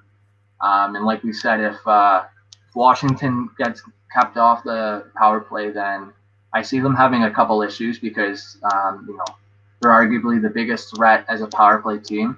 But if those power play minutes can be limited, I don't see Ovechkin doing as much of a threat as what he can do. And yeah, it's not going to be an easy route for Boston. But I see Boston coming out. They're going to play hard. They're going to throw the body. They're not going to get the calls against them that maybe game 6, game 7 might potentially happen. So yeah, I'm going to take Boston, and I'm going to take. For money wise too, I would go for Vancouver over Edmonton. Just to end off positively on the season. Connor McDavid doesn't want to get hurt. He wants to put up some points, make some great accolades of what he's done. But I don't see him bringing in. He's already hit the accolade of the 100 points. 100 points, yeah. And of course he wants to get more, but I don't think he's going to risk throwing the body around. And any of their other stars, they're going to play the game. They're going to play through the motions like Toronto did in the last couple games. Where it's getting ready. They're going to try systems that they haven't tried before. Maybe those systems won't work, but they're more in the tampering phase of what do we want to do? What's our goal for playoffs?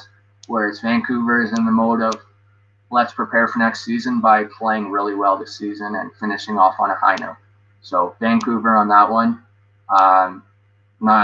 We'll say a 4-3 game as a rough guess. I know that both backup goalies are in right now too, so I think it will be a little bit high scoring. But Vancouver for that one, just because the no care mentality and the systems play through Edmonton. Yeah, definitely the time to choose for Vancouver in this circumstance. Yeah, you're getting good odds there as well. Plus 175 on the Vancouver Canucks. Demko is confirmed in net for the Canucks, and it'll be Koskinen. Okay. And I have no problem taking plus 175 against Mikko Koskinen. That's for sure. He's had a tough season for the Oilers. So I lean Vancouver, and I lean to the over as well in that game that's about to start in half an hour, that regular season matchup, Vancouver-Edmonton. My best bet is going to be Boston, minus 125 against Washington. I like them in the series too. And I think in game 1, Oshie's a game time decision. Kuznetsov won't suit up. Boston's got Coyle back. They're as healthy as they've been in a very long time. Their blue line is ready to go. Hall has been great since they got him. Krejci's gotten it going. Vanacek, I'm going to need to see him play well in the postseason before I can buy in. And the Washington defense, again, you look at those high danger chances allowed statistics, they've been a little bit shaky for Washington. Can they, they've been able to win in spite of giving up a lot on defense in the regular season. Can they keep doing that in the playoffs? I'm going to take a shot with the Bruins here in game 1 tonight. Minus 125 against Washington. That'll be my best bet. And that'll wrap up this marathon edition of the Ice Guys. I apologize if we put anyone to sleep, but you know what? There's not a lot going on in Ontario, and I'm assuming. Yeah, that's right. We're in lockdown. Anywhere. What else are we going to do on a Saturday afternoon? Yeah, honestly, I would have been probably playing NHL 21 right now, not really having a great time. So I'm happy just to get out and talk what I'm passionate about, and same thing with you. And I really hope I provided some insight. Like I know I'm not the biggest hockey analyst in the world, but I love the game, and I know that so many people love the game as much as I do, if not more. And if I could have provided any insight or just broken down any forms of analysis that you guys have been thinking about or wondering about, because I love watching analysis. I love watching people disagree with a thought of mine, because that's something we're losing in the world. Is the ability to do debate. Like, People will call And me an not hate idiot. the other person for having a different opinion. Yeah. Yeah, like I could be an idiot for calling, saying Toronto's going to make the finals, and maybe I am, but we're all allowed to have an opinion. If you have facts of why you have that opinion, then no reason why you can't have that opinion. Montreal fans are going to say that Montreal can go all the way. And you know what? If Montreal plays out of their asses, they can, and anybody can. It's the NHL. Like, every team is good enough to do it. It all depends on who plays their system best, who gets the best matchups at the right time, and there's a lot of factors that lead into the way things happen. So yeah, no, people can disagree with me all they want, and that's fine. I disagree with a lot of people too, and just provide facts or insight of why you think the way you do. But I look at so many things of people say you're wrong, no matter what you do, you're wrong. Well, I don't agree with that. Yeah, well, awesome. You don't agree with it. I don't agree with you. But there should always be that room for debate too, and that's why betting in sports is so exciting, because you can't count anybody out. You have to just understand that the world works in a way that the world works. Like, nothing's going to go as planned. 5 players could get hurt in the first game, and your team's toast. There's no given to anything in this world. So understand that maybe your odds are better than other people, but you're allowed to your opinion, and nobody should be able to stop you for having your opinion. Like, there's too much hate. People post hate all the time around. I agree. Like, I hate it. Like, I want to be able to say my opinion without 30 people calling me an idiot. And you, like I said, be respectful of somebody else's opinion. You can disagree with it. Like, I teach children for a living. I work with children who have autism. I work with children who have trauma. Like, children who have some of the most largest difficulties in life. And respecting people's opinion is just so important in modern society, because it's kind of a skill we've all lost.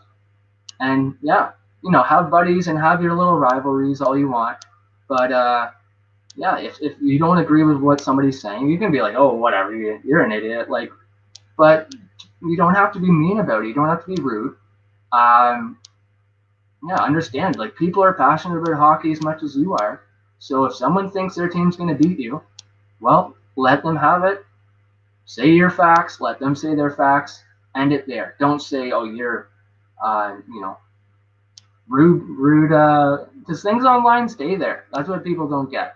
So much negativity on there, and that doesn't go away. It's not like you said something to somebody face to face. You're putting something out on the internet that's going to be there forever, and there's no need for it. You can disagree, but no hate, no anything in that terms. Like, we all have an opinion. We all have different forms of education. We all have all different specialties and form of our experience. I have less in analytics. You have more in the analytics side. I have more in the experience of playing sports side. I would never, as much as I might not disagree or agree with something you say, you might disagree with something I say, and that's perfectly fine. So I think everyone be passionate about what team they want to win. Be happy with how their teams are doing. Be happy that they made the playoffs and they showed the success. But understand that, things might not work out as planned. And just be content with the way things are going, and don't be negative. If there's any advice I can give to anybody. There you go. I know that's the thing. Brett's given us everything: NHL analysis, player personnel, stories on Connor McDavid and Jordan Binnington, life advice, how to be a better person. What more could we ask from our special guest today, Brett? You've delivered the goods. Let's put it that way. And I'll say one more thing about your point about disagreeing. Look, in my industry, if everybody bet the same side, there would be no sports books. There would be no sports betting market. There would be no reason to have that side of the counter where they take the bets, and my side of the counter where we place the bets, because everybody's just betting the same team. So there you go. We've got to have opposite viewpoints, opposing viewpoints. That's what makes the world go round. And Vegas Golden Knights, look at them. If they had won that Stanley Cup, a lot of people would have been millionaires. And that's just going off a hunch. That's not having any supporting factor behind it. Somebody was just like, you know what? I like this team. I like the way they play. I think they can go all the way. And some people will probably say they're idiots for bidding thousands of dollars on them. And I was probably a part of that. Like, because it's just sometimes you have a hunch on something and it's tough, but you feel it inside of you that that's the right call. And you know what? They almost won. Like it just shows you anything can happen in sport. And yeah, be grateful of what happens, and and just don't hate people for having an opinion, because we all have one. Yep. Exactly right. Stanley Cup final in their expansion franchise season, their very first season in existence for the Vegas Golden Knights. Not many people were seeing that coming at the very beginning of that season. It was an incredible ride. And one last point you made, and we'll wrap up on this. You said it's not just who you play, but the style of play and how many tough series you're going to have down the road. That's 100% true. You could get worn down by the second round, by the conference finals, by the Stanley Cup finals, because you played physical opponents, tough series, 6-7 game series, have had to expend a lot of energy, and that could take away from your chances of winning later on, just as much as you having a tough matchup against that particular opponent. So it's such a very good intangible element to keep in the back of your mind as the playoffs go on. The very last story that I'll throw in here. So my brother played. He's the all-time points leader in the Greater Metro Hockey League. So he ended up playing in the GMHL. Probably a few GMHL players. His name's Dylan Sontag. So we made it to the championship a few years in a row. And this is where I know it's junior hockey, way different than the NHL, but I think of this quite often. My brother was playing in the series against a team called Deserano, and neck and neck, crazy series, just so physically. My brother was so mentally, physically drained. My brother was the leading scorer on his team. He had over 100 points that season, whatever. What happened was they had signed a player who played for them the previous year, who played in the States. He came in, and it wasn't that he was that much better than everybody. He was an excellent player. He came in not tired. He scored 4 or 5 goals in the final game, and we blew out Deserano. And it was based off of, not because he's so much better, but he came in with he wasn't tired from the grueling hitting and the grueling just physicality of the series. He comes in fresh. He has no worries in the world. Everyone's like, how do we stop this guy? I used all my energy the last 3 games. And now this guy's coming in with full, so that if anybody knows who Nick Lee is, he came in and I think it was the 2008-2009 championships, and I was a South Muskoka Shield player. And yeah, so I don't know if anyone ever followed that, but that's what happened. And Deserano wanted to contest that they cheated because they had a player who hadn't really played. He was on the roster. But it is, in a sense, it's almost a way of cheating, because you have a guy who's coming in with a good skill set and good abilities, but he's coming in at 100%. So that's where I say, you look at a team like Colorado, if they make it on against Toronto in the 3rd series, I think Colorado's a better team, 100%. But I think Colorado's going to have a tougher first 2 series, which allows Toronto to gain that slight leverage that might be the only reason why Toronto can beat Colorado. I don't see Colorado losing to Toronto in round 1 or even round 2, but I think if they get beat up enough, Toronto has just that overall depth that can potentially get it. And that's my reasoning why. Like I said, it might not be right, but everyone said North Division's the weakest division. Well, then don't get upset when people say that Toronto is going to do well, because if it's the weakest division, then it just means that the first 2 rounds are going to be that much easier than it is for the teams in the West and the teams in the Atlantic. Like, your first 2 rounds are grueling. You're giving everything you have, and by the time you get to the 3rd and 4th round, your players on the 4th line are your reliant players, because your top guys are playing 30 minutes a game. So I always think back to that story of the GMHL. You get a fresh player come in, success. Wow. Great stuff, Brett. Amazing guest spot from you today on the show. I feel like Joe Rogan now. Like this is the Joe Rogan podcast. Joe Rogan show. 4 hours. Where's the money to go with it? Where's my millions like Joe's getting for his podcast going 3 hours with most episodes? But this was unbelievable stuff. Brett, thanks again. We're definitely going to have you back on the Ice Guys show once again. Everyone seemed to enjoy it in the chat. So great stuff. A reminder before we finally sign off. We are on the air 7 days a week, live on YouTube with the Ice Guys, Monday to Friday, 2 p.m. Eastern, Saturday and Sunday, noon Eastern.